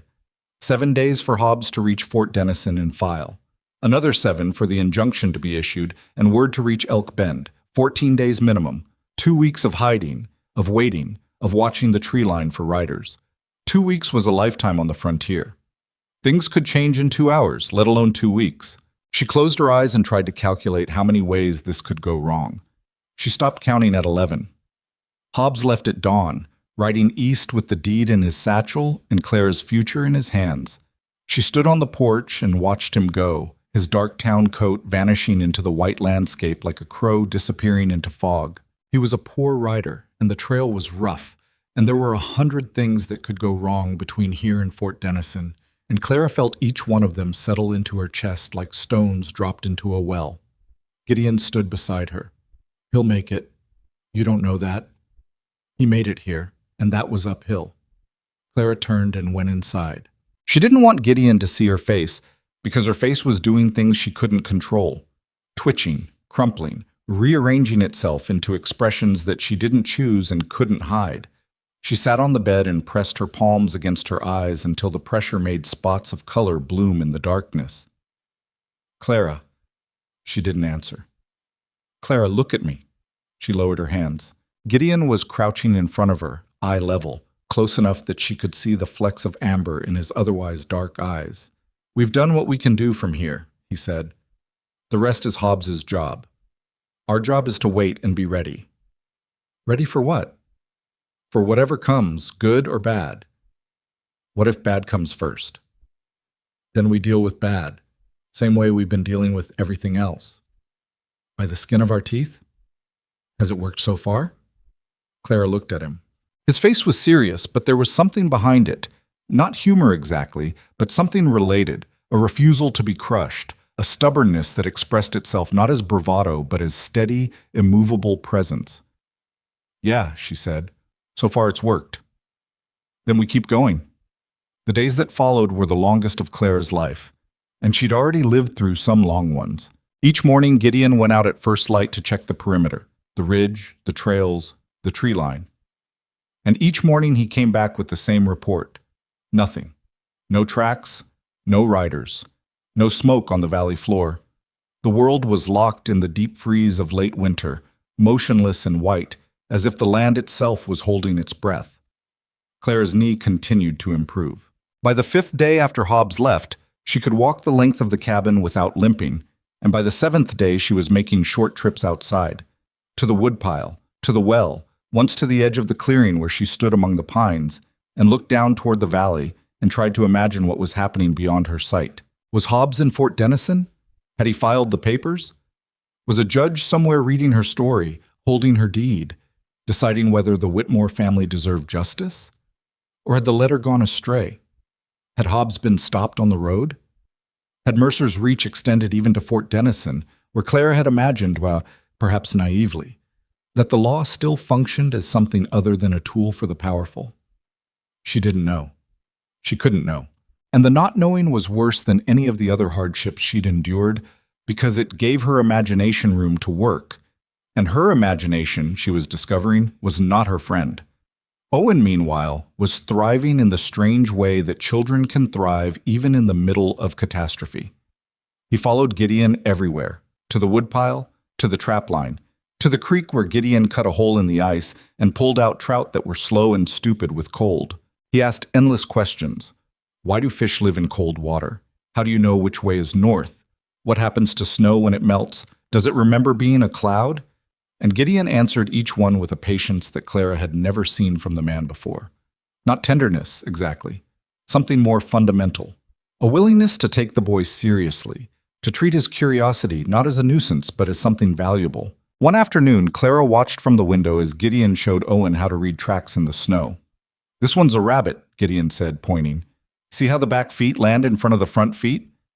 That's because rabbits hop. Their back legs swing past the front ones with every jump." Owen crouched beside him, peering at the tracks with fierce concentration. "What about this one?" Gideon studied it. "Fox. See the straight line? Foxes walk with their back feet landing in the same spot as their front feet. It makes their trail look like one set of prints instead of two." "Why do they do that?" "Because it uses less energy. In deep snow, every step costs something. Smart animals figure out how to make each one count." Owen looked up at him. "Are people smart animals?" Gideon was quiet for a moment. "Some of us. The ones who pay attention." Clara turned from the window and sat down at the table. She picked up one of Gideon's books from the shelf, a worn copy of something about navigation, pages soft with handling, and tried to read. The words blurred. Her mind kept sliding away from the page and toward the valley, toward Mercer, toward the deed traveling east in a lawyer's satchel. On the 8th day, Gideon came back from his morning check and set his rifle down harder than usual. "What?" Clara said. "Riders in the valley. I counted 4 from the ridge. They're working the homestead south of Miller's place." "Working them how?" "Going door to door, talking to people. I couldn't hear from that distance, but they weren't there to deliver mail." Clara felt the familiar cold settle in her stomach. "They're looking for me, or looking for Hobbs, or looking for anyone who might know where either of you are." "Did they come toward the ridge?" "No. They stayed in the valley. But that was this morning. By afternoon, they'll have worked their way north." Clara stood and walked to the door. She opened it and looked out at the clearing, at the snow, at the ridge rising above them. The trees were thick and the cabin was set back from any trail, but it wasn't invisible. The chimney smoke alone would give them away to anyone who climbed high enough. "We need to stop burning wood during the day," she said. Gideon nodded. "I thought of that. We'll let the fire die after breakfast and relight it at dark. The smoke shows less against a night sky." "What about Owen? He'll be cold." "I've got enough blankets, and body heat goes a long way in a small space." "And if they come up the ridge?" Gideon looked at her steadily. "Then they find a cabin with a man, a woman, and a boy. A family, as far as they know. Plenty of people live on this mountain. They'll have no reason to think you're the woman Mercer's looking for, unless someone in town talked." "That's a lot of ifs. Everything's a lot of ifs right now. We work with what we've got." They let the fire die after breakfast, and the cabin grew cold in a way that Clara felt in her bones. She wrapped Owen in every blanket they had and sat beside him on the bed, reading to him from one of Gideon's books. The navigation one, which Owen found fascinating because it had diagrams of stars. Gideon sat by the window with his rifle across his knees, watching. The day passed without incident. No riders appeared on the ridge. No hooves broke the silence. By nightfall, Gideon relit the fire and the cabin warmed slowly, and they ate a quiet dinner of salted fish and cornbread that Gideon cooked in a cast-iron skillet that must have weighed 10 pounds. "Gideon," Owen said, chewing his cornbread with his mouth slightly open in a way that Clara usually corrected but didn't tonight.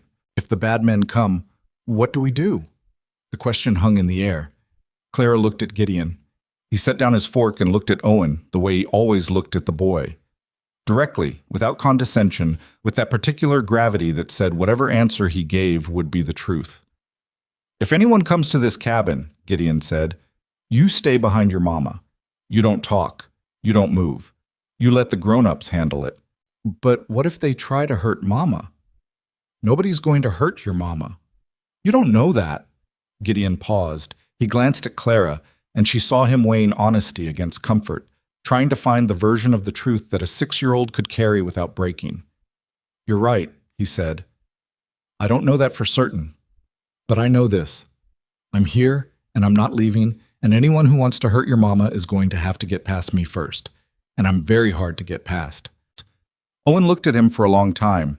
Then he nodded, once, with the same solemn gravity that Gideon had used, and went back to his cornbread. Clara reached under the table and found Gideon's hand. She squeezed it once, hard, and let go before Owen could see. Gideon's fingers had closed around hers for just a moment, warm, rough, solid, and then released. The 9th day, the 10th, the 11th. Clara counted them like a prisoner counts marks on a wall. Each morning she woke and checked the window and saw nothing but snow and trees and sky, and each morning she felt the strange dual sensation of relief and dread. Relief that no one had come, dread that the silence meant something worse was building beyond her sight. On the 12th day, Gideon returned from his patrol with a different expression. Not alarm, something more considered. "Someone's been to Harlan's store," he said. "I went down close enough to see the road. 2 of Mercer's men were standing outside, talking to Harlan on the porch. Harlan was shaking his head. They left after about 10 minutes. Rode north. North. Toward us. Toward the mountain. Not necessarily toward us. There are a dozen cabins between here and the summit. But they're getting closer. They're casting a wider net. That's what you do when you can't find something. You expand the search." Clara sat down at the table. She pressed her hands flat on the wood and stared at them.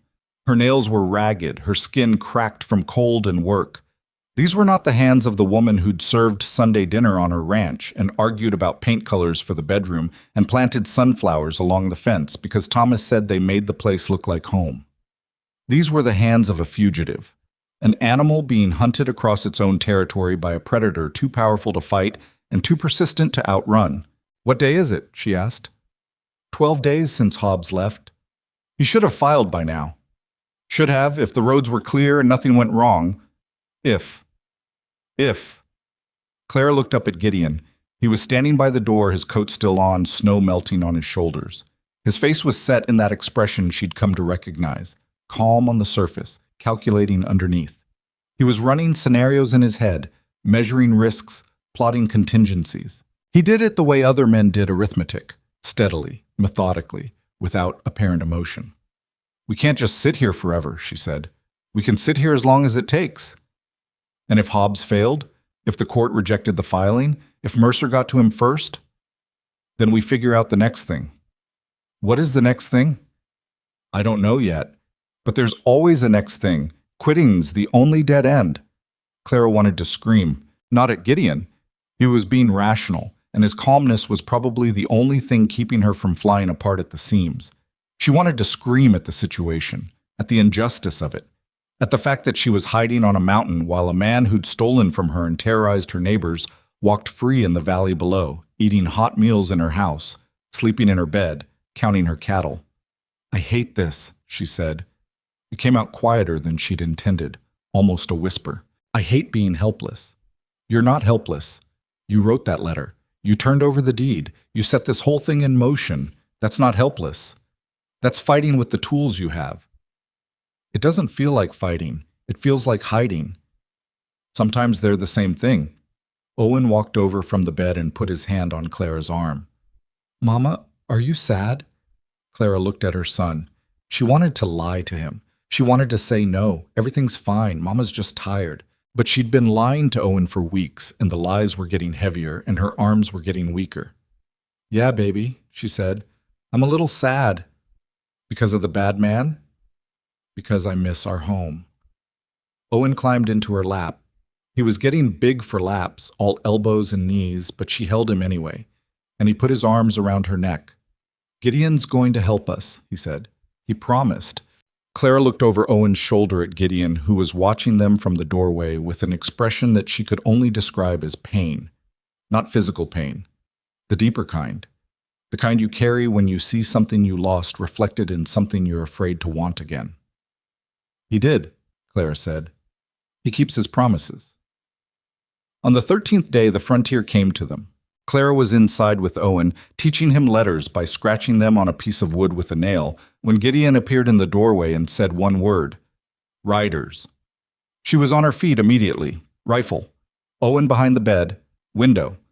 These movements had become automatic over the past 2 weeks, rehearsed so many times in her mind that her body executed them before her brain finished processing.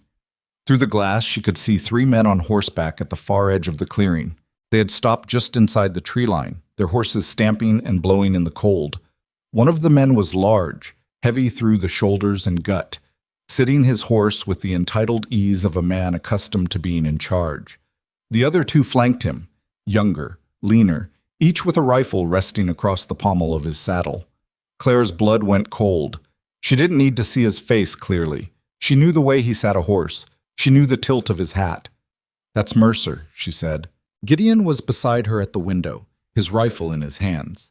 He studied the 3 men the way a hunter studies an animal, not with fear but with the measured assessment of someone calculating distances, angles, options. He brought 2, Gideon said. That's not an army. He's scouting. Or he's confident. Confident men bring 2. Scared men bring 20. Mercer nudged his horse forward. He rode into the clearing slowly, his hands visible on the reins, his face becoming clearer as he approached. He looked exactly as Clara remembered him. The broad face with its carefully trimmed beard, the dark eyes that smiled before his mouth did, the gold watch chain looping from his vest pocket. He dressed like a businessman, not a rancher. That had always been part of the performance. He stopped about 30 feet from the porch and looked at the cabin. His 2 riders spread out behind him, one to the left and one to the right, a formation that covered the door and both windows. It was practiced, professional. "Hello, the cabin," Mercer called. His voice carried across the cold air, strong and pleasant, the voice of a man who'd talked his way into and out of 100 situations. "I'm looking for a woman and a boy, widow by the name of Whitmore. I'm told she might have come this way." Clara's hands tightened on the rifle. Beside her, Gideon was motionless, his eyes moving between the 3 riders, calculating. "Stay here," he said quietly. "Don't come out unless I tell you." "Gideon, stay here." He set his rifle down and walked to the door. Clara watched him step onto the porch, his hands empty, his posture deliberately relaxed.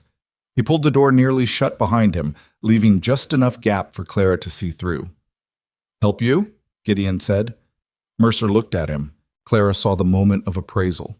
Mercer's eyes traveling over Gideon's frame, measuring the size of him, the set of his shoulders, the calm in his stance. Men like Mercer were good at reading threats. They had to be. "Good afternoon," Mercer said. "Silas Mercer. I own property in the valley. I'm looking for a woman who's gone missing. Clara Whitmore. She's got a young boy with her, about 5 or 6 years old. I have reason to believe she may have come up into these mountains. What's your interest in her?" Mercer's smile widened. "She's a former neighbor. I'm concerned for her welfare. She lost her husband last year and she's been struggling. Took off with her boy in the middle of a storm. Everyone in town is worried sick." Gideon said nothing. He stood on the porch with his arms at his sides and waited. It was a silence Clara had come to know. Not empty, but loaded. The silence of a man who understood that most people couldn't stand quiet and would fill it with more words than they intended. Mercer filled it. "She may also be carrying a document that doesn't belong to her. A deed to property that was settled by lawful sale. She took it from my office under false pretenses, and I need it returned. Sounds like a matter for the marshal. The marshal's been informed, but Mrs. Whitmore is unpredictable. She's made accusations, wild claims, the kind of thing a grieving woman might say when she's not thinking clearly. He paused. I don't want her harmed. I just want to talk to her. Nobody here but me, Gideon said. Mercer studied him. The smile didn't change, but something behind it did. A hardening, a sharpening, like a blade being turned to catch the light. You live up here alone? That's right. Long time? Long enough? Must get lonely. I manage. Mercer leaned forward in his saddle. Mind if we have a look around, just to put my mind at ease? Yeah, I mind. The pleasantness in Mercer's face flickered. It was brief, a crack in the performance, quickly repaired, but Clara saw it, and she knew Gideon saw it too. Now, friend, I'm just asking a simple, you're on my land. I told you nobody's here but me. You can take that at face value, or you can make this into something it doesn't need to be. Your choice. The two riders shifted on their horses. Clara saw one of them move his hand closer to his rifle. Gideon saw it too. She knew because his weight shifted, barely perceptible, from his heels to the balls of his feet. The change was so subtle that Mercer probably missed it, but Clara had spent 2 weeks watching this man move through space, and she recognized the shift for what it was. Readiness. Mercer sat back in his saddle. The smile returned, thinner now, stretched over something ugly. No trouble intended, just a concerned neighbor doing his civic duty. He tipped his hat. If you happen to see a woman and a boy, I'd appreciate you sending word to town. There's money in it. I'll keep that in mind. Mercer turned his horse. His riders fell in behind him. They rode back across the clearing in a line, and at the tree line Mercer paused and turned in the saddle. He looked at the cabin for a long moment, at the chimney, at the windows, at the door where Gideon stood. And then he rode into the trees and was gone. Gideon waited a full 5 minutes before he came back inside. His face was set, hard, unreadable.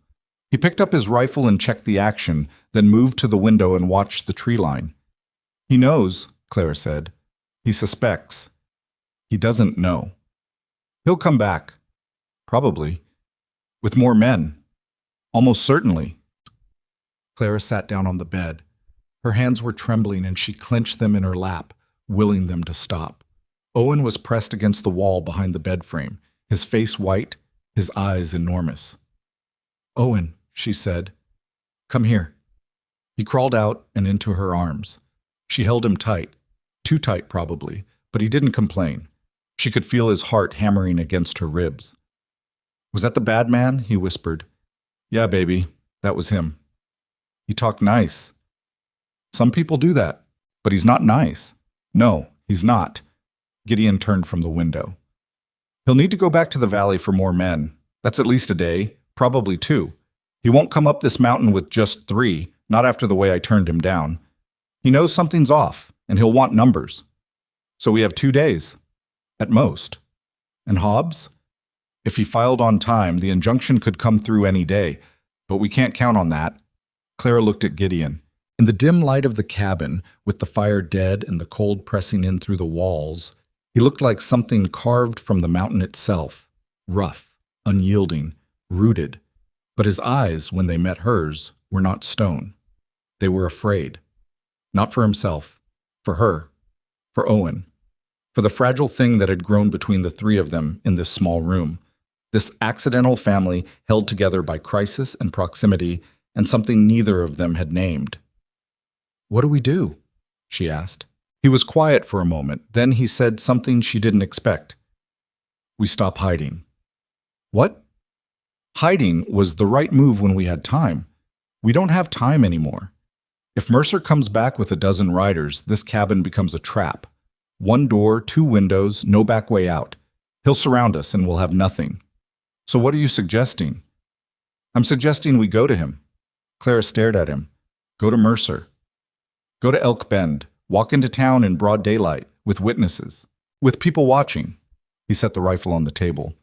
Mercer's power comes from darkness, from back rooms and midnight rides and things that happen when nobody's looking. He can't shoot a woman and a child in the middle of the main street with the whole town watching. You don't know what he can do. I know what he can't do. He can't kill you in public and keep his respectability. That's the one thing men like him need. The appearance of legitimacy. Take that away and he's just a thug with a gun. And what happens when we get to town? We just stand in the street and wait? We stand in the street and tell the truth, loudly, to everyone who'll listen. We tell them what he did to your ranch, what he did to the Paulsons, what he's been doing for years. And we tell them that a territorial attorney has the deed and the filing is done and the injunction is coming. Whether it's true yet or not, they don't know that, and neither does Mercer. Clara felt something shift inside her. It was terrifying and exhilarating at the same time, the way stepping off a cliff must feel. The moment when gravity takes over and there's nothing to do but fall and find out whether you hit rock or water. That's insane, she said. It might be. He could kill us both. He could. Owen stays here. The cabin is hidden enough for a few hours. We go, we say what needs to be said, and we come back. You want me to leave my son alone in a cabin on a mountain. I want you to fight for your son's future, and I can't think of another way to do it. Clara looked at Owen. He was watching them both, his face still pale, the tin soldier clutched in one hand. She thought about what Thomas had said. You can tell what a person's like by what they do when nobody's watching. She thought about what she'd been doing for months. Running, hiding, surviving. And she thought about what she hadn't been doing, standing up. When? She asked. Tomorrow, first light, before Mercer has time to come back with reinforcements. Clara took a breath. It was shaky, uneven, the breath of a woman standing on the edge of something she couldn't see the bottom of. But she took it, and she held it, and then she let it out. Okay, she said. Tomorrow. Gideon nodded. He didn't smile. He didn't offer reassurance or comfort or any of the soft words that people use to pad the sharp edges of dangerous decisions. He just looked at her with those steady, amber-flecked eyes and said, "We'll be ready." Clara spent that evening preparing. She cleaned the rifle. She mended the tear in her coat that she'd been ignoring. She heated water and washed her face and hands and combed her hair because she'd learned something from watching Mercer. Appearance was armor. If she was going to walk into Elk Bend and accuse the most powerful man in the valley, she wasn't going to do it looking like a beggar. She sat Owen down after dinner and explained what was going to happen. She used simple words, honest words, the kind of words she'd been afraid to use because they didn't have edges. Mama and Gideon are going to town tomorrow, she said. We're going to talk to people about our ranch, about getting it back. Is the bad man going to be there? He might be. Are you scared? Yes. Owen thought about this. Gideon says being scared is okay. He says everybody gets scared. He says the important thing is what you do when you're scared. Clara looked at Gideon, who was cleaning his rifle on the other side of the room and pretending not to listen. Gideon's a wise man. I know, Owen said, with the unquestioning certainty of a child who has decided to believe in someone completely. That night, Clara couldn't sleep. This was becoming a pattern. She lay in the dark and listened to Owen's breathing and Gideon's breathing and the wind outside and the creak of the cabin and the enormous pressing silence of the mountain, and she thought about what she was going to say when she stood in the street in Elk Bend and opened her mouth and tried to tell the truth to people who had spent years pretending they couldn't hear it. She didn't have a speech. She didn't have a plan. She had a story. Her own, ugly, and incomplete and full of moments she wasn't proud of. She had a name, Whitmore, and a claim, 460 acres, and a rage that burned so hot and so constant that she'd almost stopped noticing it, the way you stop noticing a sound after hearing it long enough. Tomorrow she would take that rage and turn it into something useful, or she would die trying. And the part that scared her most wasn't the dying. It was the possibility that she'd stand up and speak and nobody would listen, that the truth would leave her mouth and hit the cold air and vanish, like breath in winter, like smoke from a fire that had already gone out. She reached across the dark space between the bed and the bedroll and found Gideon's hand. He was awake. She knew he was awake. His fingers closed around hers, strong and warm and roughened by years of work. Neither of them spoke. There was nothing to say that the grip of hands in darkness couldn't say better. Clara held on and felt the solid weight of another person choosing to stand beside her, and she thought, this is what courage feels like. Not the absence of fear, not the roar of defiance, just a hand in the dark and the willingness to hold on. Outside, the stars burned cold and white above the ridge. The valley lay below, quiet and frozen, hiding its secrets under layers of snow. And somewhere in that valley, in a house that didn't belong to him, surrounded by land he'd stolen and men he'd bought, Silas Mercer slept in Clara Whitmore's bed, unaware that tomorrow the woman he'd erased was coming back. They left before the sun cleared the ridge. Clara kissed Owen's forehead while he was still half asleep. She'd gone over the instructions twice the night before. Stay inside, don't open the door, hide under the bed if anyone comes, and don't make a sound until he heard her voice or Gideon's and nobody else's. Promise you'll come back? Owen murmured. I promise. She pulled away before she could change her mind. Gideon was already saddling the horse on the porch. They had only the one, so Clara would ride and he'd walk, which he'd insisted on despite the 6 miles of rough downhill terrain. She'd argued he'd said her knee wouldn't survive the walk, and that was the end of it. The morning was clear and brutally cold, the sky that deep, hard blue that only happens at altitude in winter. Clara pulled herself into the saddle and looked back once at the cabin, small, dark, silent, with her son inside, and felt her chest tighten like a fist had closed around it. He'll be fine, Gideon said. Bolted door, shuttered windows. Nobody's stumbling on that cabin today. You don't know that. No, but I know that boy's tougher than either of us gives him credit for. They moved into the trees, Gideon leading the horse along a route that avoided the main trail. Clara broke the silence first. What if nobody listens? Someone will. Mercer's been doing this for years. There are people in that town who've been waiting for somebody to say what they've been thinking. They just need to see someone go first. And if they just stand there, then at least you said it, and the next person who stands up has it easier because you went first. He glanced back at her. Nothing's going to happen to you. I'm promising it anyway. That's not how promises work. It's how mine work. They reached the valley floor by mid-morning and hit the road into Elk Bend, the horses' hooves ringing on frozen mud beneath the snow. The town appeared around the bend. Wooden buildings huddled together, smoke rising from chimneys. The same ordinary, ugly little street where Clara's life had been dismantled, piece by piece, while everyone looked away. She dismounted in front of Harlan's store, her knee nearly buckling. Harlan appeared in the doorway. Clara Whitmore. You're either the bravest woman I've ever met or the craziest. Probably both. Mercer's in town? Saloon. 6 men with him. I know. Word spread fast. By the time Clara raised her voice in the middle of the street, telling anyone who'd listen about the deed, about Hobbs riding to Fort Denison, about the fences cut and the well poisoned and the Henderson's barn burned to the ground, a crowd had gathered. Tom Garvey the blacksmith, Estelle Pruitt from the boarding house. Faces Clara recognized, people who'd once shared her table and then disappeared the moment Mercer started making threats. Mercer came out of the saloon like a man stepping onto a stage, composed, his fur-collared coat absurdly clean against the mud. Clara, we've been worried sick. You came to Mr. Cross's cabin with guns. That's not worry, that's hunting. The exchange sharpened fast. Mercer's practiced calm cracking at the edges as Clara named what he'd done, name by name, crime by crime. And then the crowd began to answer. Estelle stepped off the porch first. She's telling the truth about the Hendersons. I saw the riders leave Mercer's ranch an hour before that fire started. Old Willett came next. He poisoned the Whitmore well. I saw his man carrying the bag. One voice became 3, became a dozen. The fear that had kept this town silent for years finally breaking apart like ice on a thawing river. Marshal, Mercer snapped. Haynes came out of his office, looked at the crowd, looked at his own boots, and didn't move fast enough to satisfy Mercer's order to arrest her.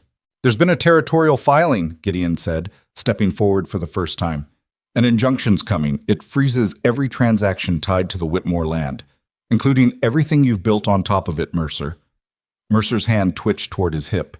Gideon's rifle was up and leveled before the gesture finished. Don't. The hand fell. Mercer's men, watching their boss reach for a gun in front of 30 witnesses, began peeling away one by one toward the livery, until he stood alone in the street with nothing left but a badge that no longer answered to him. Haynes walked him to the marshal's office himself. Clara's legs gave out the moment the door closed. Gideon caught her, and she pressed her face into his coat and shook. Not crying exactly, just everything she'd been carrying for months finally finding a way out. "You did it," he said into her hair. "We did it." They stayed in town long enough for Harlan to send a rider east to Hobbs with word of what had happened, then turned back for the mountain as the light began to fail.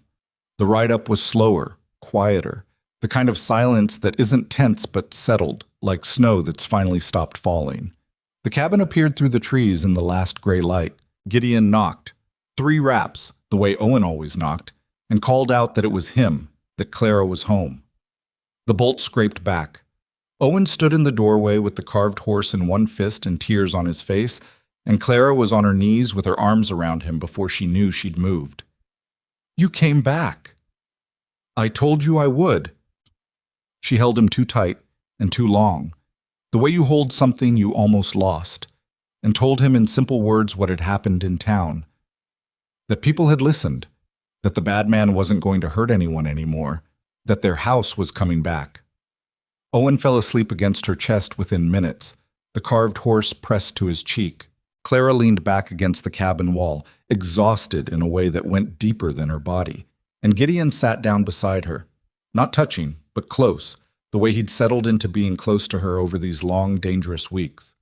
For the first time since Thomas died, the silence around her didn't feel like a threat. It felt earned.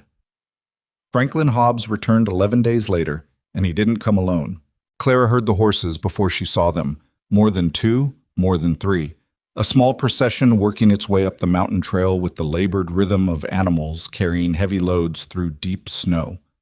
Gideon was outside before she reached the window, rifle in hand out of habit rather than fear, and when he called back through the open door, his voice carried something she hadn't heard from him before. Relief, maybe. Or the beginning of it. "It's Hobbs," he said. "He's got company." Clara came out onto the porch with Owen pressed against her side. 5 riders emerged from the tree line, Hobbs in his town coat, looking even more out of place on horseback than he had 2 weeks earlier, and beside him a man in a long gray duster with a federal marshal's badge pinned to his chest. Behind them rode 2 more men Clara didn't recognize, and trailing the group, looking thoroughly miserable in the cold, was a thin man in spectacles clutching a leather case to his chest like it contained his own heartbeat. Hobbs dismounted first, moving with slightly more confidence than he had on his initial visit, though he still favored his left leg in a way that suggested 2 weeks in the saddle hadn't been kind to him. "Mrs. Whitmore," he said, "I trust you've had an eventful couple of weeks." "You could say that." "I heard.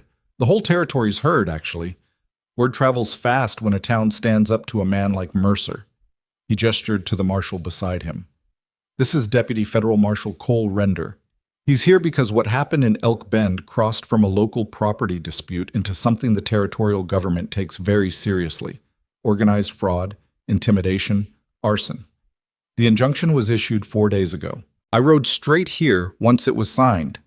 The marshal nodded to Clara, his expression unreadable beneath the brim of his hat. "Ma'am, I understand you've had a difficult winter." "That's one word for it." Hobbs turned to the man with the leather case. "This is Otis Green, clerk of records from the territorial office in Fort Denison. He's brought certified copies of the original deed along with the court's ruling. Mr. Mercer's claim to the Whitmore property has been voided. Permanently. The injunction freezes every transaction tied to that land, and the federal investigation into his broader conduct begins immediately." Clara stood on the porch with Owen's hand in hers and felt the words settle into her like stones dropping into still water, rippling outward, slow, undeniable. She'd imagined this moment 100 times over the past 2 weeks, lying awake in the dark, turning it over like a coin she couldn't decide whether to spend. And now that it was here, it didn't feel like the explosion of joy she'd expected. It felt quieter than that, heavier, like something long carried being finally set down. "What happens to Mercer?" she asked. Marshal Render answered. "He's already in custody. Marshal Haynes arrested him the day after your confrontation in town. Apparently decided his job was worth doing for once. We've got him held in Fort Denison now, awaiting formal charges. Fraud, arson, intimidation, attempted bribery of a federal official. That last one's new, by the way. He tried to pay off the clerk who processed your filing. Did it work? Render's mouth curved into something that wasn't quite a smile. Mr. Green here turned down the offer and reported it directly to the judge. Mercer's looking at considerably more time than he expected when he rode up that mountain looking for you. Clara looked at Otis Green, who shifted under the sudden attention and adjusted his spectacles. I have a daughter, he said, as if that explained everything. Perhaps it did. Gideon stepped up onto the porch beside Clara. He hadn't spoken yet, and Clara could see him processing the news the same slow, careful way he processed everything, turning it over, checking it for hidden edges, making sure it was real before he let himself believe it. The ranch, he said. It's hers. As of 4 days ago, legally and irreversibly, Hobbs confirmed. I have the documents here along with a formal notice that's been posted at the county courthouse and sent to every property holder in the valley whose title touched Mercer's operations. There are going to be a lot of disputed deeds untangled over the coming months. The man had his fingers in nearly every parcel south of the ridge. But yours was the first case, and the strongest. The court used your filing as the template for the rest. What does that mean? It means every family Mercer pushed off their land through fraud or intimidation now has a path to get it back. The Hendersons, the Paulsons, others I haven't even heard names for yet. Hobbs looked at her with something like genuine respect. You didn't just win your own case, Mrs. Whitmore. You broke the dam. Owen tugged on Clara's hand. Mama, does that mean we get to go home? Clara looked down at her son. His face was upturned, hopeful, scrubbed pink from the cold. And she thought about the last time he'd asked her a question like this. Weeks ago, in the snow, his small voice cracking with a fear he was too young to understand and too brave to fully show. This question was different. This one was lighter. This one had an answer that didn't require a lie. Yeah, baby, she said. We get to go home. The riders stayed the night. There wasn't room in the cabin for all of them, so most slept outside near a fire they built in the clearing, wrapped in bedrolls and grateful, Hobbs admitted, for a night that didn't involve sleeping in a saddle. Clara fed them what she could from the cabin stores, and Gideon split extra wood until well after dark, and the small clearing that had spent 2 weeks holding its breath in fear was suddenly full of voices and laughter and the warm, ordinary noise of people who had survived something together. Clara found herself standing near the fire that night, watching Owen show his tin soldier to one of the younger riders, a boy of maybe 19 who indulged him with the patient seriousness that only certain young men seem capable of giving to children.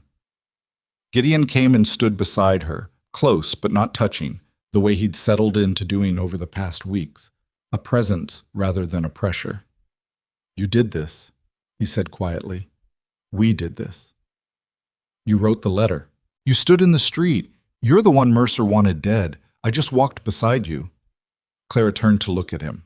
The firelight moved across his face, softening the hard angles she'd memorized over the past 2 months. The line of his jaw, the weathered creases around his eyes, the beard he still hadn't bothered to trim. You carried me into your cabin when I couldn't walk another step. You cleaned my wound.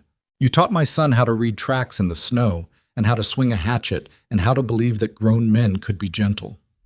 You rode into a town full of armed men and stood there with a rifle, ready to die for a woman you'd known for 2 weeks. That's not nothing. It's not nothing. It's everything, she paused. Don't minimize what you did just because I was the one with my name on the deed. Gideon was quiet for a moment, watching the fire. 7 years I lived up here telling myself I didn't need anything, didn't need anyone. I built that cabin like a fortress, Clara, not to keep the cold out, to keep everything else out. Every chance of losing something again. He glanced at her. And then a boy knocked on my door. And you opened it. I opened it. He shook his head slightly, like he was still surprised by his own decision, weeks later. I used to think strength meant not needing anybody. Standing alone, surviving alone. Being enough by yourself so nothing could ever touch you twice. He looked at Owen across the fire, laughing at something the young rider had said, the tin soldier raised triumphantly in one fist. I don't think that anymore. Clara felt her throat tighten. What do you think now? I think the strongest thing I ever did was let 2 strangers in out of a snowstorm, Not the rifle in the street, not standing between Mercer and his men. Opening that door.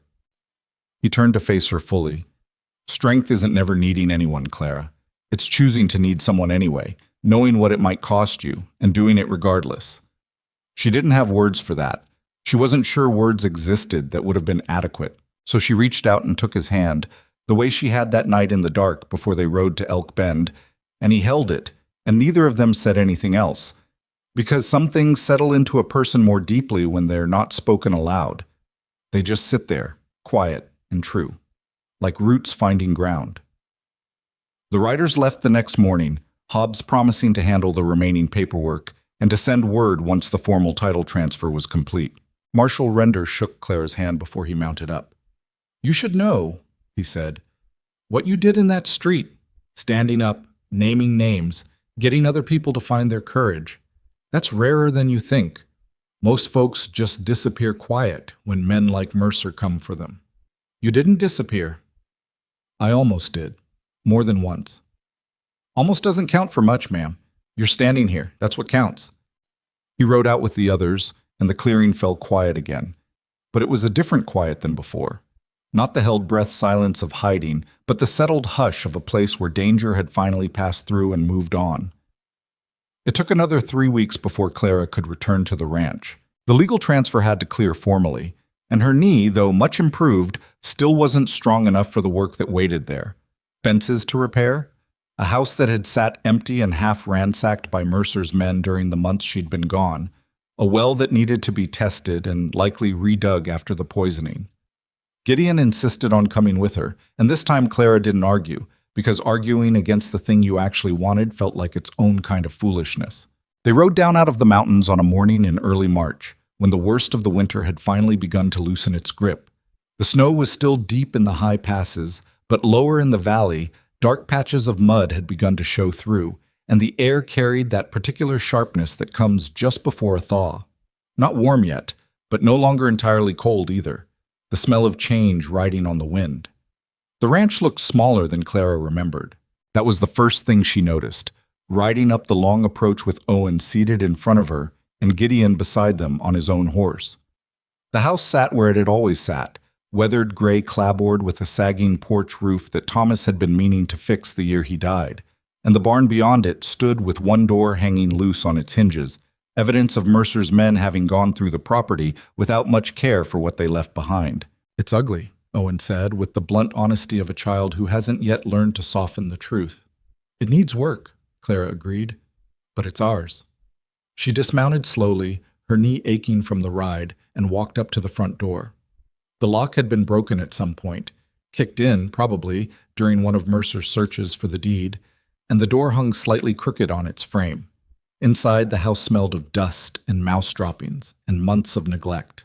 Furniture had been overturned, drawers had been pulled out and left scattered, their contents dumped on the floor in some frustrated search for a document that had been sewn into a coat lining the entire time. Clara stood in the doorway of what had been her bedroom, hers and Thomas's, and looked at the wreckage of her old life.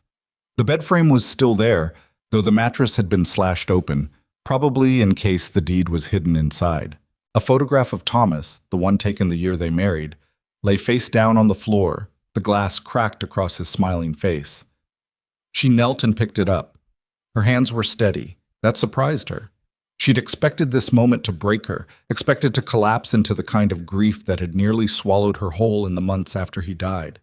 But instead, looking at his face through the spiderweb crack in the glass, she felt something quieter. Sadness, yes, but also something like permission to remember him without drowning in the memory. "I kept it," she said softly, to the photograph, to the empty room, to whatever part of Thomas might still be listening. "I kept what was ours." Gideon appeared in the doorway behind her, Owen's hand in his. He didn't say anything. He just stood there, giving her the space to have the moment without making her feel watched. And Clara understood that this instinct to be present without intruding was one of the 1,000 small things that made him who he was. "We'll fix it," Owen said, looking around the ruined room with the practical optimism that children somehow manage to find in the worst circumstances. "Gideon's good at fixing things." "He is," Clara said, standing and wiping the dust from the photograph's frame with her sleeve. "We'll fix it together." The work that followed was slow and unglamorous, the kind of labor that doesn't make for dramatic storytelling but builds a life one board and one nail at a time. Gideon split his time between his cabin on the ridge and the ranch in the valley, and within a month the division had become a formality more than a reality. Most nights he stayed at the ranch, sleeping in the spare room that had once belonged to a ranch hand, rising before dawn to work the fences and repair the barn door and dig the new well, a safe distance from where the old one had been poisoned. He didn't ask Clara what their arrangement meant. Neither did she. They simply moved forward, day by day, building something that didn't need a name yet, something that grew the way good things grow, slowly, with effort, without forcing the pace. Owen blossomed in the way only children can, soaking up the long spring days like a plant finally given enough sun. He helped Gideon with the fence repairs, his small hands not yet strong enough for real work, but eager enough that Gideon found tasks to match his ability. Holding tools, fetching nails, standing watch over the toolbox like it was a sacred trust. In the evenings, Clara would watch the two of them from the porch, Gideon patient and steady, Owen chattering away about everything and nothing, and she would feel that same warmth she'd first noticed back in the cabin, the warmth that had nothing to do with fire. The town of Elk Bend changed too in the months that followed. Slowly, the way trust always rebuilds slower than it breaks. Marshal Haynes, true to whatever flicker of conscience had finally surfaced in him, cooperated fully with the federal investigation, and his testimony helped seal several of the charges against Mercer. He kept his badge, though Clara heard from Harlan that he wore it differently now, less like a costume, more like a responsibility he'd finally decided to take seriously. The Hendersons rebuilt their barn that summer, with help from neighbors who showed up unprompted, the way frontier communities are supposed to function, but rarely do until something forces them to remember how. The Paulsons returned from the east, once word reached them that their land claim had been restored, Jake Paulson riding back into the valley with a wagon full of his family's belongings, and an expression Clara recognized, the cautious hope of someone who has learned the hard way not to trust good news too quickly. Silas Mercer's trial took place in Fort Denison in early summer. Clara didn't attend. She had a ranch to rebuild and a son to raise, and she'd already said everything she needed to say. Standing in the street in Elk Bend with her voice cracking and her knee aching and her whole life on the line. Hobbs sent word when the verdict came down, guilty on all counts. 20 years in the territorial penitentiary, with the possibility of a federal sentence to follow once the broader fraud investigation concluded. Clara read the letter twice, sitting on her own porch with the late afternoon sun slanting across land that was finally, fully hers. She felt the satisfaction she'd expected to feel, but underneath it was something else. A kind of weariness, the exhaustion of a fight finally won, but not without cost. Thomas was still dead. The months of fear and hunger and running had still happened. Justice didn't erase any of that. It just meant the man who'd caused it would never cause it to anyone else again. She folded the letter and set it aside, and when Gideon came in from the barn that evening, dust on his shirt and the particular tiredness of honest labor in his shoulders, she told him the news. 20 years, she said. He nodded slowly, absorbing it. Good. Doesn't feel like much of a victory somehow. It's not supposed to feel like a victory. It's supposed to feel like the end of something. Victories are loud. Endings are usually quiet. Clara thought about that for a long moment. When did you get so wise? 8 years alone on a mountain gives a man a lot of time to think. Doesn't always lead anywhere useful, but every now and then something sticks. She laughed. That same rough, unpracticed laugh she'd surprised herself with months earlier, less foreign now, more familiar, like a muscle she was finally learning to use again. Summer deepened into the kind of long, golden days that the frontier offered as a kind of apology for the brutal winters that preceded them. The ranch came back to life slowly. New cattle purchased with a small loan Hobbs had helped arrange against the now undisputed deed. The fence lines repaired and walked daily, the well water tested clean and sweet. Owen grew browner in the sun and louder in his laughter, and the old man weariness that had settled into his young face during the worst months finally began to fade, replaced by the ordinary, unremarkable joy of a boy who got to be a boy again. It was on an evening in late June, The sky streaked orange and purple above the ridge. The Gideon found Clara sitting on the porch steps watching Owen chase fireflies in the tall grass near the barn. The same grass, the same kind of evening that she remembered from years before with Thomas, except the ache that memory carried had softened into something she could hold without it cutting her. Gideon sat down beside her, close enough that their shoulders touched. "I've been thinking," he said. "That's usually how trouble starts. This cabin on the ridge, I built it to keep people out. Took me 7 years to even consider it might be backwards. That maybe a man builds walls not because he wants to be alone, but because he's scared of what it'll cost him if he isn't." He turned to look at her. "I don't want to keep splitting my time between two places anymore, Clara. I want this to be my home. Not because the ranch needs another set of hands, though it does. Because you and that boy are the first thing in 8 years that's made. We feel like a word I want to use instead of I." Clara felt her breath catch. She'd known this was coming, in the way you know a storm is coming long before the first drop falls. The pressure building, the air changing, the inevitability of it settling over everything. But hearing it spoken plainly still landed with a weight she wasn't fully prepared for. "You're asking to stay," she said. "I'm asking for more than that, but staying's a start. What if it doesn't work? What if we're just two broken people who found each other during the worst months of our lives and mistook relief for something deeper?" "Could be," Gideon admitted. "I've thought about that too. But I've also watched you get up every single morning for 2 months and keep fighting even when fighting felt impossible. I've watched that boy decide to trust a stranger because his instincts told him I was safe, and his instincts were right. And I've sat across a table from you enough nights now to know that whatever this is, it isn't relief. Relief doesn't make a man want to rebuild his whole life around somebody." Clara looked out at the fireflies, at Owen's small silhouette weaving through the grass, his laughter carrying across the yard in the fading light. She thought about everything that had brought her to this porch, this evening, this moment. The fence post that had taken Thomas, the months of slow erosion that followed, the snow, the knee, the cabin door that had opened when she had nothing left to offer except a son who knew how to knock. She thought about the lesson buried underneath all of it, the one she hadn't fully understood until she was living it, that the world could take everything from you. Your husband, your land, your sense of safety, your belief that good people are rewarded and bad people are punished. And you could still choose, in the wreckage of all that loss, to stand up. Not because standing up guaranteed anything, not because courage came with a promise of victory, but because the alternative, staying down, staying silent, staying small, cost more in the end than the fight ever could. "Stay," she said. Gideon's hand found hers on the porch step, the same way it had found hers in the dark before they rode into Elk Bend, the same way it had held on through every uncertain mile between then and now. "I'm staying," he said. They married in early autumn, a small gathering on the ranch with Harlan Beck standing as witness, and half the town of Elk Bend showing up anyway, drawn by the story that had already become something of a local legend. The widow who stood in the street, the quiet rancher who'd carried her in from the snow, the boy who'd knocked on a stranger's door and changed 3 lives in the process.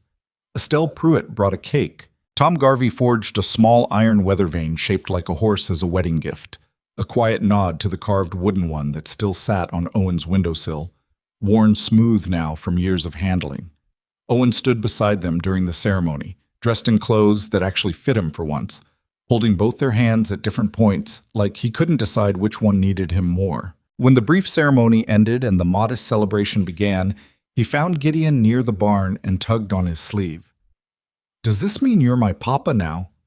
Gideon knelt down to the boy's eye level, the way he always had, treating the question with the same seriousness he gave everything Owen asked. "I can't ever be your first papa. Thomas was your papa, and that doesn't change, and you should always remember him and be proud of him."